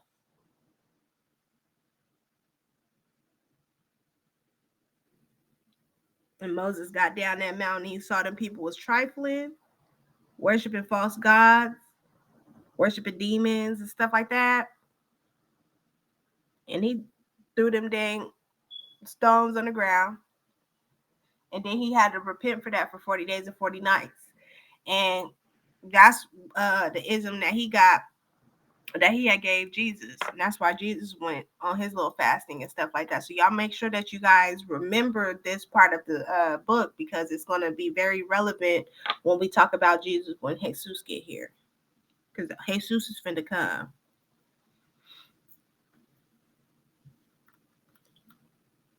He said, the Lord was also angry with my brother Aaron. He said he wanted to kill Aaron, but at the time I had to pray for Aaron too. He said, when you made that idol, it was a sin that you did. He said, so I took the gold calf and I burned it in the fire. Then I beat it into powder like dust. I threw the powder into a stream that ran down from the mountain. After that, you also caused the Lord to be angry with you at the Terma, at the Massa, and at the Kerboth, and at the Hatava. I said, dang, they was just going everywhere acting a fool. Then the Lord sent you out of Kadesh and Barnea. He said, do you go into the land that I have given you to live there, but you turned against the Lord your God. You refused to trust him or obey him. He said, you refused to obey the Lord your God ever since I've known you. He said, so lay down on the ground for those 40 days and 40 nights. I prayed to the Lord because he said that he will destroy you. I pray this prayer, Almighty God, do not destroy the people. He said they belong to you as your special people. He said you use your great power and your strength to rescue them from Egypt. Remember your servants, Abraham, Isaac, and Jacob. Do not think about these proud people who are so wicked. Please forgive their sins. No, that's the kind of stuff they were this close. Listen, everywhere them people was traveling to get to the land that God promised them, they was cutting up and being trifling all the time. And if you guys missed part 3, which was on Friday, then y'all would have known that conversations that God and Moses was having. God was constantly telling Moses, I'm about to get ignorant up in here. And Moses was like, please don't do that. Please don't do that. No, these people was trifling. They would treat God like he did, like he wasn't nothing. And that's really crazy to me.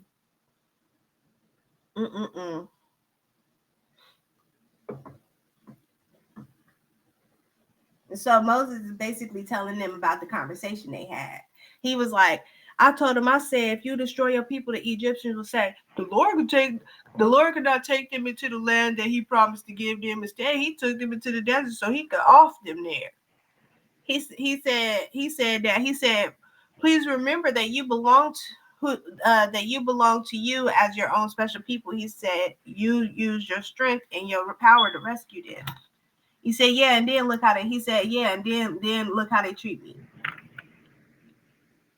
And so Moses talked about the detail about the stones as well. So that was in Deuteronomy 9, and then he goes into the stones that he threw down on the ground and everything like that. And he told him how he felt about it and what the experience was like for him as the prophet, and how they must serve and obey God faithfully.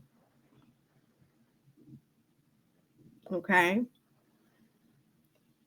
He said the love in Deuteronomy 11, the Israelites must obey God. Okay. And so it goes into detail of the Lord your God. Do what he tells you to do. Okay. Always obey his rules. Always. His laws and his commands. Remember that today I'm speaking to you who I've seen his powerful acts. Your children do not see the great things that the Lord your God did teach you. Okay. You saw for yourselves how great, strong, and powerful he is. But your children did not see great miracles that he did in Egypt. Okay. He punished Pharaoh, king of Egypt, all his people. You saw God destroy Egypt's army and all their horses and their chariots. He said they were chasing after you to catch you, but God caused the water of the Red Sea to cover them so that they drowned. He said, your children did not see all the things that the Lord in the desert, because these are, mind you, these are 19-year-olds and under, okay? He said, your children did not see the things that the Lord did in the desert as he brought you here. They did not see how he punished Dathan and Abiram, Eliab's son from Reuben's tribe. He caused the earth to open up in the middle of the Israelites' camp.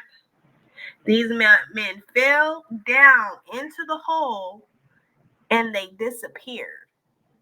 Their families and their tents and everything that they had all disappeared in the hole. Remember that I am speaking to you, the people who have seen the Lord's powerful acts. Okay? He said, God will bless you if they obey him. Moses, why you gotta go, Moses? Oh, Moses. Oh, Moses. Why you gotta go, Moses? Okay. Deuteronomy 12 is one special place to worship God. Okay. So it tells you instructions on how to worship him properly, where it is and what it ain't. Okay. So do not worship the Lord your God in the same way that those people worship their gods. The Lord will choose one place from the land where all your tribes live. That is the place where you must go to worship him. That is his special home. Okay. That is where you must take your burnt offerings and your sacrifices to offer to the Lord. Take your tithes and offering to him there.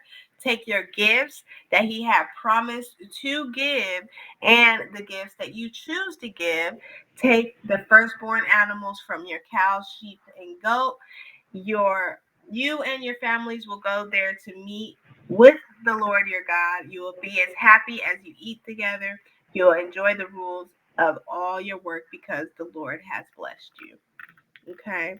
So make sure that you are doing your tithe and your offering. Bless somebody that can bless you. If you bless me, the Lord will surely bless you.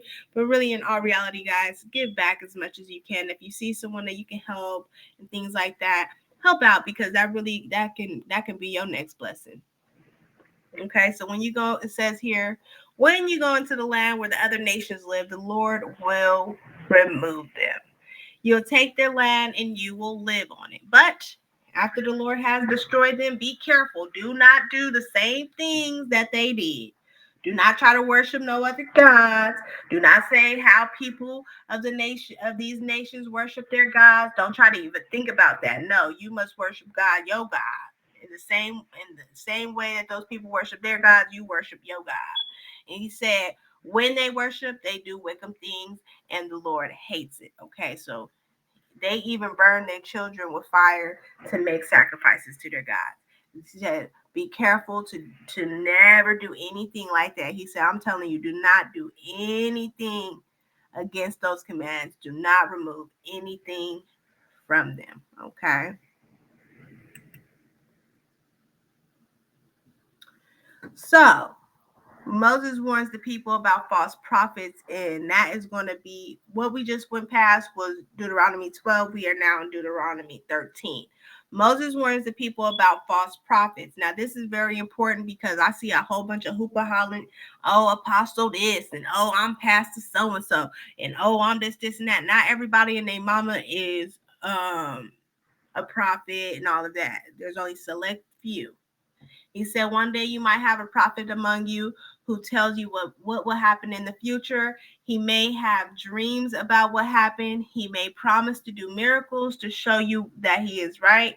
He may say that you should start to worship other gods that you did not know about before. He said the miracles may happen as he promised, but do not listen to the prophet's message. Okay, so again, if there's somebody coming to you talking about this, and that, and the third, and it look good, but it don't got nothing to do with God, that is a false prophet. Okay. The Lord your God is using this person to test your thoughts. So sometimes God will send that person to you just to test just how faithful you is. He'll test you, but you can't test him. You must serve only the Lord your God and respect him with fear. You must obey his commands and serve him faithfully. You must punish the false prophet with unaliving. Okay? He has told you to turn against the Lord your God. The Lord rescued you from Egypt where you were slaves, but false prophet has tried to turn you away from the way of the life of with the Lord your God has commanded. So you must remove all evil things like that from among you by any means necessary. Okay, the Lord your God will bless you if you listen to what he says. You must obey his commands that I am giving you today. You must do the things that he says are right. And that's really, truly, honestly, guys, just being loving people, giving back as much as you can, being honest with yourself, and only worshiping God and listening to how he talks to you, okay? So that's going to be, if you guys want to know how to identify false prophets, you're going to head over to Deuteronomy 13. Okay? There are so many false prophets hanging out in the creeks, in the dark, in the corners, peeking around, looking to come for you. And some of them are sent to you directly from God just to test your faith. So be ready, boo-boo. If you want to know about how they ate food and what the rules were on how to eat food properly as God chosen people, as God's special people, that's going to be Deuteronomy 14.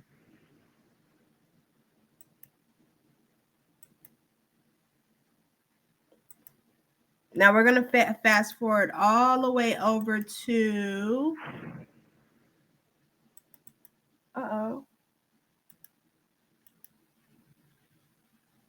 Deuteronomy 20, rules about war against Israel's enemies, okay?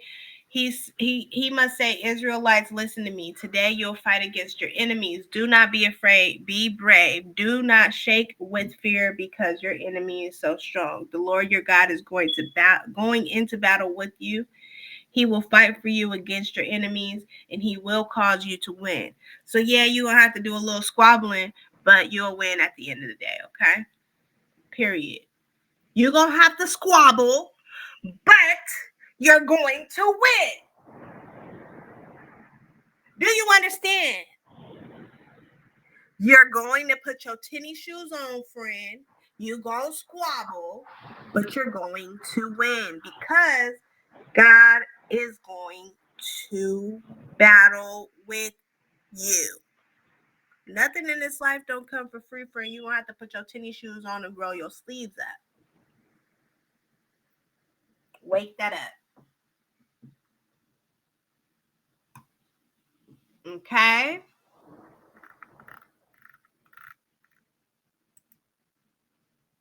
There's also rules about the M word and unaliving. Okay? In the land, your Lord your God is giving you many. Excuse me. If you are seeing my beautiful face, double tap that screen, like, double tap, share. If you follow me, I will follow you back. My mama told me that fair exchange ain't no robbery. Let's normalize coming together and being a community and allowing us to have a safe space. Okay, guys? All right. So we're going to go into Deuteronomy 21, and this is going to be the proper way of the rules about the M word, about unaliving a person, okay?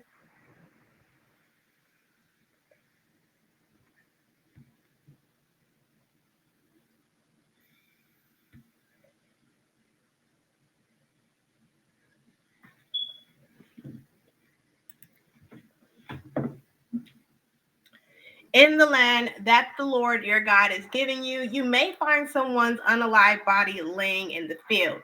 Someone has unalived him, but you do not know who the unaliver is.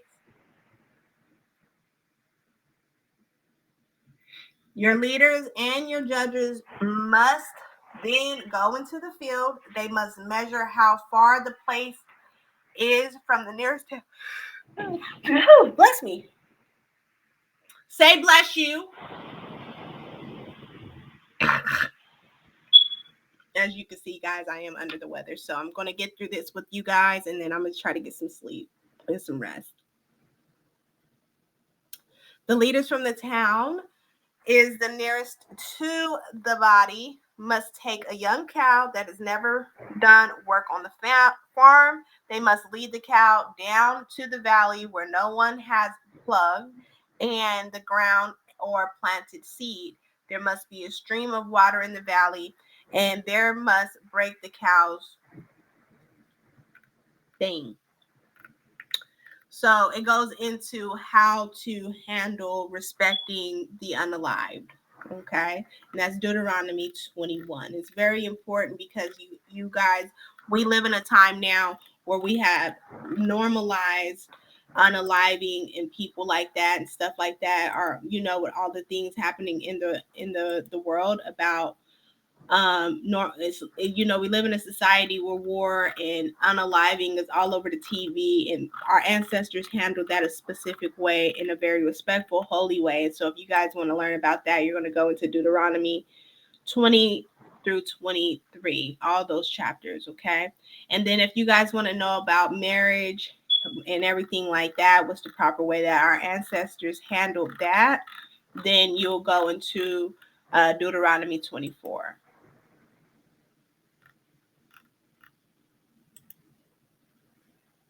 And then Deuteronomy 26 is the gifts to God from the harvest. So it says here, you will soon go into the land where the Lord your God is giving you. It will belong to you as your home. This is what you must do the first time that the land provides food for you. Harvest time, okay? When you bring your crops, put some in the basket. Take it to a special place that your Lord will choose for the people to worship. Go to the priest who has authority at the time. Say to him, today I say to the Lord our God that I am living in the land that he has promised us, and he made this promise to our ancestors. So that's what they were to do when they got there, in a way of offering and thanking God for this promised land, although they were very undeserving of it. And God's people must be faithful, okay? So today, the Lord your God commands you to obey these laws and these rules. So be careful to obey them with all your mind and all your strength. Okay, today you have said clearly that the Lord is your God. You have agreed to live the way that pleases him. you have agreed that you will obey his rules, his commands, and his laws. You will do anything that he has told you to do. Okay, so today the Lord has accepted you to be his own people. He already promised that he would do that. As his people, you must obey his commands. If you do that, he will make you greater than all other nations he has ever made. All other nations will see that you are great. They will praise you and give you honor. You will be a nation that belongs to the Lord your God, his own special people. He has promised you this. Okay? So again, remain faithful, obey God, understand that you ain't got to be perfect because these people were not perfect, okay? God knew that these people was trifling. He had to unalive some of them. He had to give some of them disease. He had to take away generation of them. But at the end of the day, they were still promised something. He already promised them. And so now they are getting that promise. They are going to get into the land of Canaan and they're going to be living their best life, okay? In order for them to get that best life, you have to remain faithful and you have to try to be as good as a person you possibly can. Okay, that applies. That's a universal law in today's day as well. Okay, so Levi's descendants, they will shout out God's curses. Okay, so the Levi's descendants will shout out this with a loud voice to all the Israelites. God will curse anyone who makes an image of a God who worships it secretly. The Lord hates all idols that make with metal or wood. Okay. So again, that'll get you cursed. Then all the people will say, yes, we agree. It says here, God will curse anyone who does not respect his parents. Okay. So respect your parents, even if you got trifling parents, even if your mother was a whore. Still try to be respectful because in the eyes of the Lord, that's a commandment. God will curse anyone who moves stones to the edge of his neighbor's land. And it says, then all people will say yes. God will curse anyone who leads a blind person along the wrong path. God will curse anyone who stops foreigners, widows, or children who have no family from receiving justice. Okay? God will curse any man who has an affair with his father's wife. God will curse any man who has an affair with an animal. They do that. Listen, people are sick. God will curse anyone who has an affair with his sister. Incest. God don't respect that. God will curse any man who has an affair with his mother, with his wife's mother. God will curse anyone who unalives anyone secretly. God will curse anyone who receives a bribe to unalive someone who has done nothing wrong. God will curse anyone who refuses to obey all the words of the law. Okay? So, you guys want to know where that's at? That's going to be Deuteronomy 27. Understand that those are the curses that were created by our former ancestors. They already made these curses, okay? Again, anyone who makes idols, anyone who disrespects their parents, anyone who disrespects their friend's home, anyone who leads a blind person down the wrong path or hurts a disabled person, anyone who stops a widow, a foreigner, or a child with no family from receiving justice. God will curse anyone who has an affair with his father's wife, anyone who has an affair with an animal, anyone who has an affair with their sister, whether she's his father's daughter or his mother's daughter. Okay, so they wasn't doing that no more. God will curse any man who has an affair with his wife's mother. God will curse anyone who unalives anyone in secret. God will curse anyone who receives a bribe to unalive an innocent person. And God will curse anyone who refuses to obey the words of the law.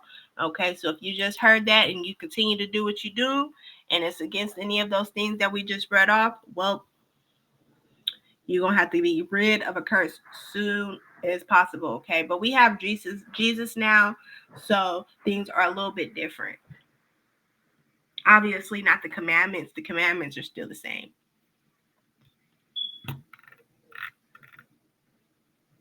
God will curse his people if they do not obey him. But if you refuse to listen to the Lord, all these curses will happen to you. Be careful to obey all his commands and rules that I'm giving you today. If you do not obey the Lord, these curses will happen to you. Okay? God will curse you in your cities and your fields. God will curse you so that you have no grain to make bread. God will curse your children and the crops that you grow. Your cows and your sheep will not give birth to any healthy babies. God will curse you in your homes and when you go outside. If you do anything that's evil, and if you do evil things, okay, and you turn away from the Lord, he will curse you. He will confuse your thoughts and everything that you do. He will turn against you so that you quickly come to an end. The Lord will make you very ill so that you do not become well again. He will completely remove you from the land you are now going to. The Lord will make many kinds of disease. Your bodies will become weak and very hot. Okay? So again, if you're wondering why people are suffering and why we have all of these diseases and all of these things, is because some of our ancestors that came before us did the complete opposite of what we're not what we're supposed to do. Okay?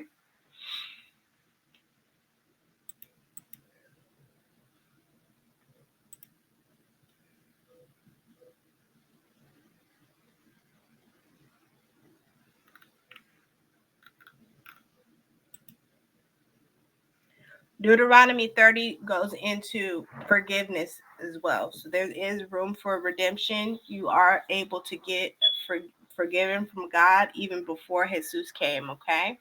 So God will forgive his people if they return to him. He said here, this is Moses talking, okay? I have told you about the ways that God may bless you and the ways that he may curse you. If you do not obey the Lord your God, he will send you away to live in many foreign countries. When that happens, you'll think about what I've said. Then you and your children may decide to turn back to the Lord. You may choose to obey him completely in everything that you think and everything that you do. And this is what I'm commanding you today. Okay? So there is room for redemption after you are punished, but you have to mean it in your heart. Okay? But you will get punished, though. You will get punished, friend. Don't forget that. You will get punished, friend. Okay, the Lord your God will change you so that you want to serve him. Okay, he will do that for your descendants too. Then you will love him completely in everything that you think and everything that you do. You will continue to live in your land. Okay, so there is room for redemption. There is room for being blessed and being well and being with God, but you got to mean it from your heart, and you got to be a real one. Okay. And if you are a chosen one, then them curses gonna come to you, child. If you any of them descendants, you gonna get them curses, child. You better get right. But don't be like, oh, well, it's over for me. No, it's not that. It's just now you know what it is and what it ain't. And we as a community, we can come together, guys, and love one another and use this time as a safe space to communicate with each other and then how we feel. We don't have to respect everything that we do. I don't have to respect what you do. You don't have to respect what I do, but we do have to love each other. That is important. We have to.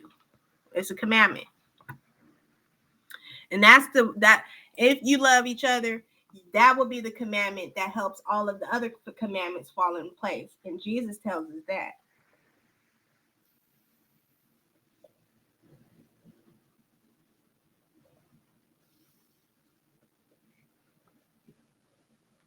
So y'all keep that in mind.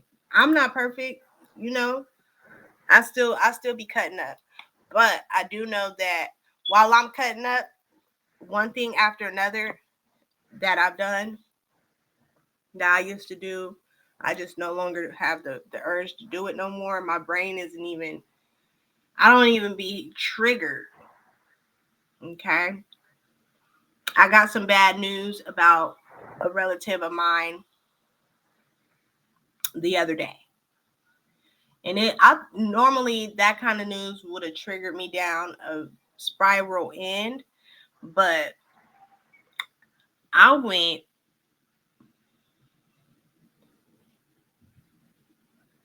took my baby to the park and I went to tattletelling. I didn't call nobody's phone and gossip and say, yeah, I heard so and so. Nope. I thought about going and getting me a bottle. Sure did. But I know that I need to have a clear mind. There's nothing wrong with having a sip or two because um God made everything. But what makes it bad is when you completely become where your mind is not strong. You want to still be vigilant. You want to still be aware. I'm just one of those people who was attacked by a generational curse that I am actively breaking at on a day-to-day basis. So for me, that I thought that was going to take me down a spiral of being loaded and all this and the third, but I wind up just going to the park and I wind up telling Jesus everybody's business. I was telling child, I was like, yeah, Jesus, so and so, they said so and so is going through this and that. I said, well, I'm just telling you. I said, I know that's your child, but I'm just telling you what they told me. And yep, I went to snitching. And that felt so much better than going to the liquor store. And it was free. And when you learn how to have those walks and talks, like oh child, I tell Jesus, I be look, Jesus, I'm about ready to go up here and dog walk somebody. And then next thing you know, I don't have the urge to do it no more. So don't ever feel like these commandments are so intimidating. Again, this is before Jesus came. Jesus came and took a lot of this away from us, okay? And we're going to get into that. But we do need to know where our ancestors came from, why these rules were set in stone, and why they are technically still relevant today when it comes to being tested on a daily basis, when it comes to having battles with our gifts and things like that. Okay.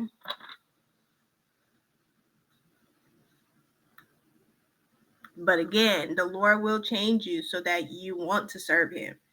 He will put it in your head to where you just wake up and wanting to serve Him and just craving Him all the time. Okay. The command that I'm giving you today is not too difficult for you. It's not too far away from you. God does not keep it in heaven. So you do not have to ask. Okay. You'll go up to heaven to find it and bring it down to us. Okay. He's like, who could do that? Nobody. Who will explain it to you so that you can obey it? So it is far away across the sea. So you do not have to ask. Okay. You don't have to ask. What's understood don't need to be explained. You just have to feel it. You just have to know it in your heart. You just have to want it. Everything else will fall into place. Even back then when people was trifling. Okay. So in Deuteronomy, and that was Deuteronomy, what was that? That was Deuteronomy 30. If you want to know, God will forgive you, and God will, if you decide to come back to Him and follow His ways and be a part of His covenant, He will forgive you and He will change your mind. Okay, I don't know if you guys know that. So change me, oh God. Y'all know that song? Make me more like you. Change me, oh God. Uh-huh. See me through and through. Just create in me. Yeah, y'all didn't know your girl could sing, huh? Yes, I'm a multi-talented sister queen friend. But yeah, I told y'all last time my gospel playlist, they got to be hooping and hollering. I need someone who can holler. Kiara Hurd, Kiara Sherd, Tasha Cobbs, Mary, Tamla. Yes, I need somebody who can holler. Miranda. I need somebody that's going to Leandria Johnson. I need somebody that can holler. So Deuteronomy 31 is when we get our new prophet, Joshua, and we got to farewell to our prophet Moses.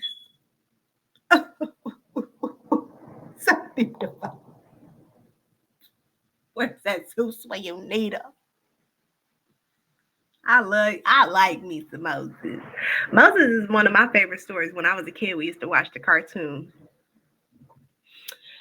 Joshua will come up to the Israelites, okay? So he's going to be the new leader, all right? So it says here in Deuteronomy 31, we're going to give Moses our farewell, and then we might have to just close it out here, guys, because I do have to get to my next meeting, and I am cutting it close, and I'm a little bit under the weather, so I need to give me some rest. But yeah, so it says, then Moses went out and spoke to all the Israelites. He said to them, he said, I am now 120 years old. I can no longer continue to lead you. The Lord has told me that I will not go across the Jordan River, but the Lord, your God himself, will go across the river in front of you. He will destroy the nations who live in the land. Then you will live there instead of them. Joshua will lead you across the river as the Lord said. Okay, the Lord will do those nations the same thing he has done to Shion and Og and the Amorite kings. He destroyed them in their land. The Lord will give you power over them. You must go to them. Oh, it says, then you must do to them everything that I told you to do. Be strong, be brave. Do not be afraid of those people because the Lord your God goes with you. He will always be there to help you. He will never leave you. Then Moses called to Joshua to come. While all the Israelites listened, Moses said this to Joshua.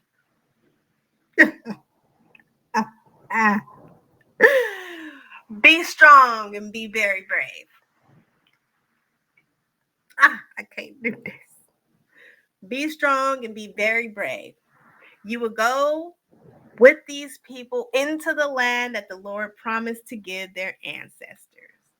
You will give them the land which will be their new home. The Lord himself goes in front of you, and he will always be with you to help you.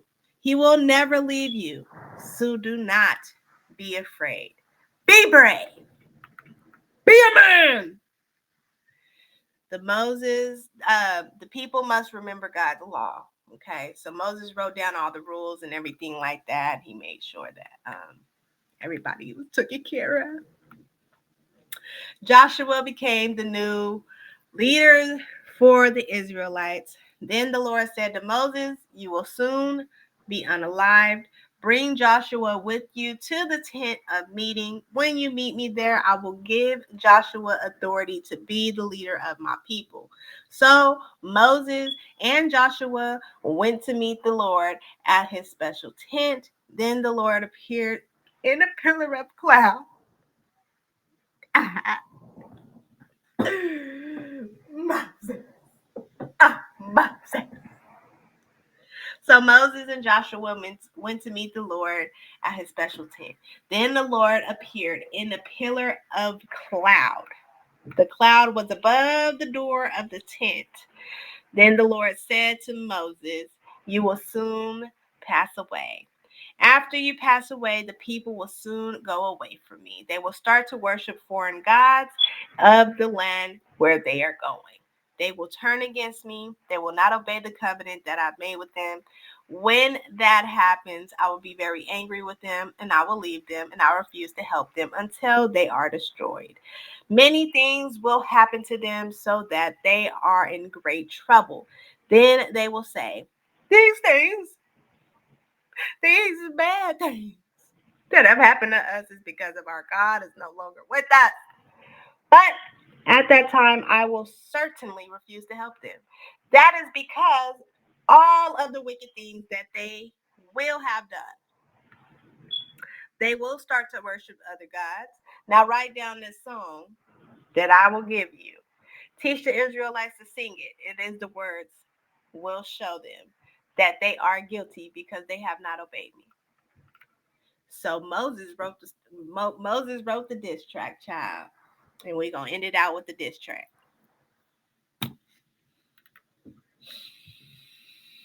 Then, when Moses went to writing down that song, Moses, oh, Moses, I need a moment, y'all.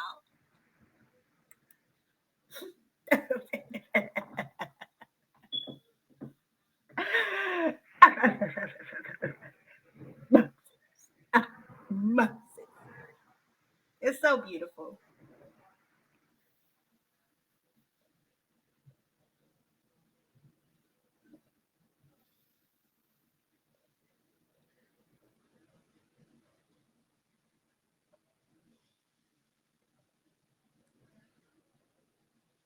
It's so beautiful, guys. It's beautiful because we have completely saw and went through Moses' journey and how he started out and how things had to go and the suffering that he was willing to endure for those treacherous, ratchet, dirty, bald head, good for nothing, trifling, false God worshiping, good for nothing, nasty, dirty, filthy people that turned away from the Lord. And he's constantly prayed for them. And he constantly asked, please, Lord, don't destroy him. Please, Lord, don't destroy him. Please, please. And they did not do nothing but continue to disrespect God. Sometimes they even disrespected him in his own house. These people was trifling, treacherous people, and God already knew that they weren't going to get their act right. It wasn't even no point of Moses going to the land of Canaan because it wasn't nothing going to change, according to what God was thinking and what God was saying. So God made a diss track that the culture began to learn and the culture began to sing, and it was a diss track, child. So when Moses was writing down the song, the Lord made Joshua, the son of Nun, the new leader. He said to Joshua, be strong and very brave.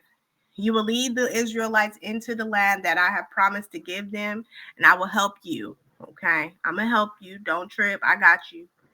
Don't trip. They're going to be trifling, Joshua. You young, but you got this. Okay, you might be young, but you got this because God is with thee. Yes, Lord. Moses finished up writing the words of God's law in the book. He made the covenant box and he wrote that diss track, child. So we're going to finish out with the diss track and then we're going to link up tomorrow morning. All right. So God said to write that diss track. Oh, I know that they are proud people who do not want to obey me. All the time that I have been living among them, they have turned against the Lord. After my death, they will turn against him even more. So they was already trifling with Moses being there. So what you gonna do when what you think they gonna do when he pass on? Now bring me all the leaders and officers of the tribes, okay, of your tribes. I want to tell them all these things, and I want the sky and the earth to hear what I say to them. He said, I know that after my death, you will do more and more wicked things. You will turn away from the good things that I have commanded you to do. In the future days, you will do wicked things against the Lord. Because of that, you will have great trouble. You will make the Lord angry because of the things you do. Then Moses spoke the words of the song from the beginning to the end, and all the Israelites met together to listen to him. Baby, when I tell you it's a diss track, it's a diss track, child. All right. So the whole song explains God's standpoint, you know, and how he feels and God's perspective of things, okay? The sky and the earth. Listen to my words and hear what I'm saying. My teaching will be like the rain that falls. My message will help the people who hear them and rains and helps new grass to grow. I will praise the Lord's name. Everyone must know that our God is very great. He is the rock where we can be safe. Everything he does is perfect. He only does what is right and fair. We can trust him to be faithful. But you, this the song. I'm reading the lyrics. I'm reading the lyrics. But you, his people, have not served him faithfully because of your sins. You cannot continue to be his children. You have turned against him and you enjoy doing bad things. You enjoy being trifling. You are fools who do not understand what is right. You should not do these things against the Lord. He is your father, the one who created your bald head behind. Remember what happened to a long time ago. Think about the lives of your ancestors. Ask your father about the old men. Ask them. Ask them what happened. They will tell you what happened in the past. The Most High gave the land to be the home of each nation when he made the people into separate groups. He decided where their bodies should be. There was an angel in heaven to take care of each group. But the Lord himself takes care of his own people. Jacob's descendants are his special people. The Lord found them in the desert place. It was a place where strong winds blew and nobody lived. He took care of them and he kept them safe. He protected them. Some of them, like someone protects their own eyes. The Lord took care of his people like an eagle takes care of its babies. An eagle flies with his babies on its back, and the Lord helped his people be safe. The Lord alone was a guide for his people. He needed no foreign God to help him. Boo boo, while y'all over there worshiping false gods, you bald headed, raggedy, dusty. The Lord helped him travel over high places in the land. He fed them food from fields. He made them strong with honey from rock. He made olive oil from trees among the rocks. Their cows and their goats gave them plenty of milk and butter. The lamb, the sheep, the goats became fat. So they ate the best meat. They ate the best breast from their wheat. The best bread from their wheat. They drank the best wine from their grapes. The Israelites became rich and fat. They, however, bald-headed, crusty, musty, thirsty, dusty, crusty, moldy,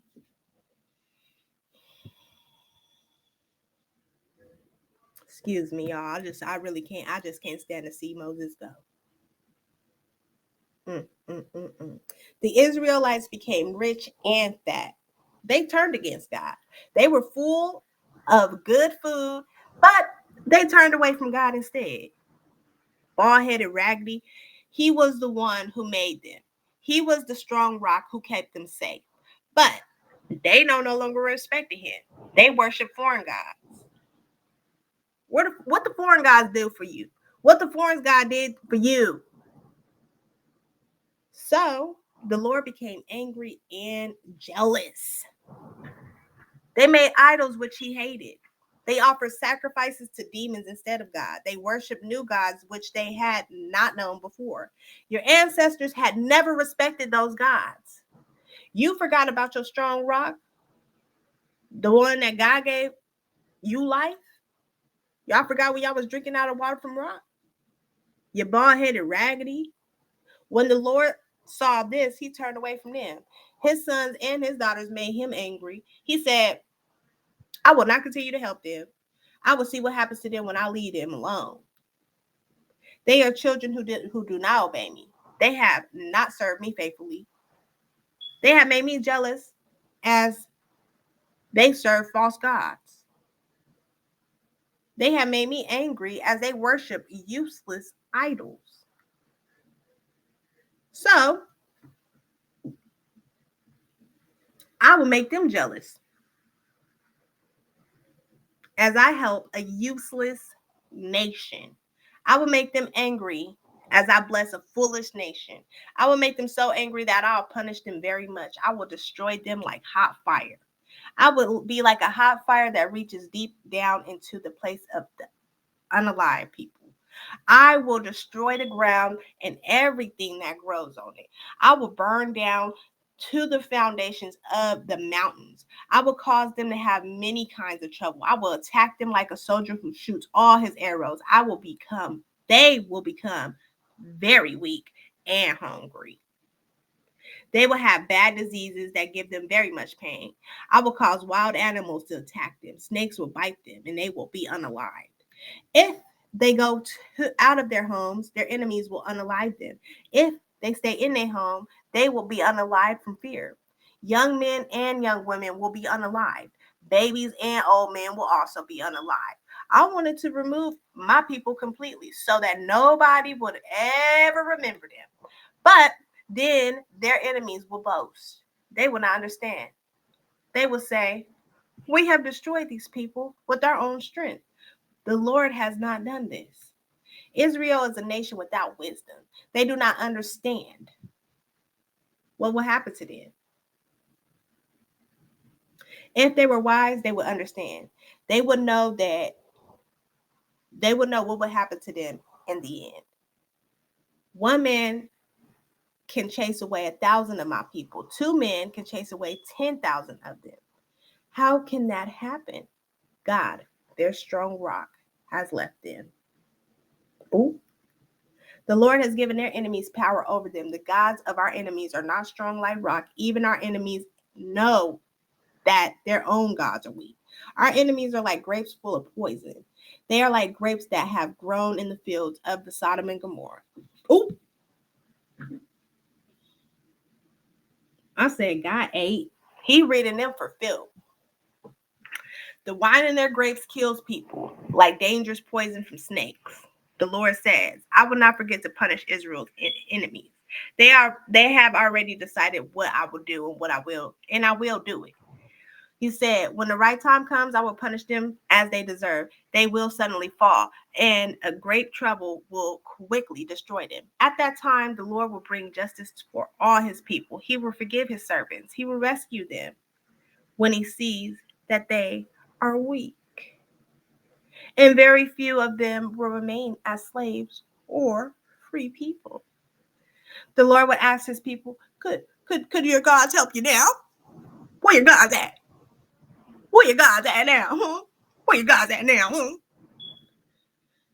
Those were the gods that you thought will help you be saved. Huh? Where they at now? That's what it said. It said, then he said he will rescue them when he sees that they are weak, and very few of them will remain as slaves or free people. Then the Lord will ask his people, why could your gods not help you? Those were the gods that you thought will keep you safe, friend. You fed them with the beast of your sacrifices, friend. You let them drink the wine of your offerings, friend. So they should be here to help you. They should keep you safe. Understand the truth. I am alone, God. There is no other God as well as me. I can unalive and give life. I can hurt people and make them well again. Nobody can stop me doing what I choose to do. I lift up my hand in heaven and I make this strong promise. And I promise you this: as surely as I live forever, I will make my sword very sharp. And I will move like lightning as I hold it in my hand. And I will punish enemies that they deserve. I will pay back everyone who hates me. My arrows will have blood all over them. My sword will cut into the bodies of my enemies. Everyone that I take hold of will be unalive. I will cut off the heads of their leaders. So, you people of other nations, join with God's people to praise him. He will punish those who have unalived his servants, and he will punish all his enemies. But he will forgive the sins of his people, and he will make their land clean again. I say, child.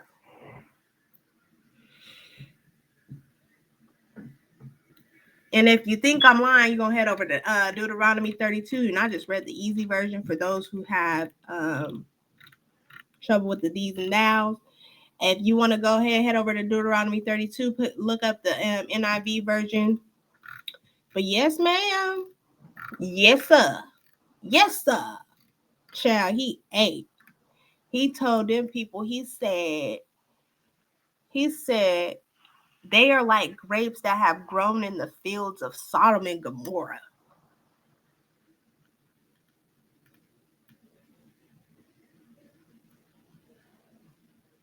He said, at the time the Lord would bring justice for his people, he would forgive his servants. He said he would rescue them and see when he sees that they are weak, and very few of them will remain as slaves or free people.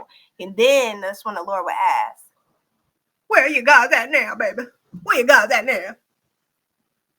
You was giving them all them sacrifices. Where they at now? Okay. Where they at now? When y'all was over there giving them wine and beast and all of this, and you was hooping and hollering and worshiping them. Now that you ain't got nothing, now you want to call on me. No, call on them gods you was worshiping after I told y'all bald-headed behind not to do it. Where they at now? Where they at now, friend? Where they at now, friend? Okay. Bald-headed, musty, crusty, not good for nothing, bald-headed wench. I said, no, Moses. Don't go, Moses.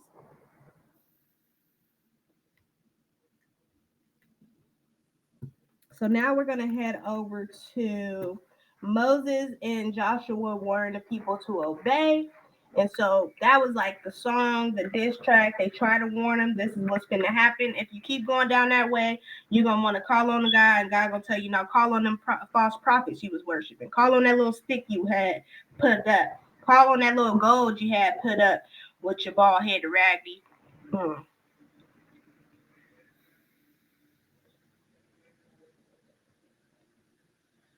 With your rock water drinking behind. Call on in. Where you guys at now, ho? Mm-hmm. Yeah. On the same day, the Lord said to Moses, go up to the hill country of Abram and Moab's land. Climb Mount Nebo, where you can see Jericho city on the other side of the river. Look at the land of Canaan. I am giving this land to the Israelites as their new home. You will pass away on Mount Nebo as your brother Aaron did on Mount Hor. Both of you refused to obey me at the waters of Meribah Kadesh in the Zin desert. You did not show the Israelites that you respected me as God. So you will go into the land that I am giving to the Israelites. You will only see from afar away. R.I.P. to the big homie Moses, bro. He was a real one. So Moses blessed the Israelites before he went on and passed away and everything. That's going to be Deuteronomy 32 and 33 if you guys want to catch where that T is at. Now, if you guys want to know where the song is at, again, that's Deuteronomy 32. Read the whole thing. It really goes into showing God's emotion into things and showing how God felt and how he was very jealous and his feelings was hurt. And so when you hurt God's feelings, then He's gonna hurt yours.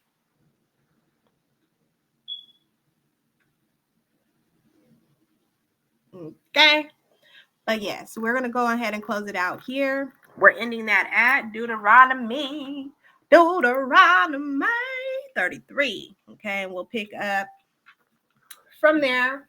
Let me know, guys, if you guys have any questions, if there's any specific books that you guys want to read together, put that down in the comments or message me, and then we'll pick up where we left off. It's been an absolute pleasure hanging out with you guys. Thank you guys so much for coming in. If you're seeing my beautiful face, double tap that screen, like, share. Follow me wherever you're following me. And if you head over to my YouTube, please support my account. It is a new one. So I'm starting from the ground up. So go on ahead and subscribe and view my videos as much as possible. This is the Lord's message to you and the Lord's warning as well. Because it's about to go down. It's about to go down. Without further more ado, it's your girl Cassie King. It's been an absolute pleasure. If you see my face, double tap that screen. If you support me, I will support you. My mama told me that fair exchange ain't no robbery. It's been an absolute pleasure. You guys are my babies. I love you. Mwah, mwah, mwah. And it's your girl Cassie King, and I am out.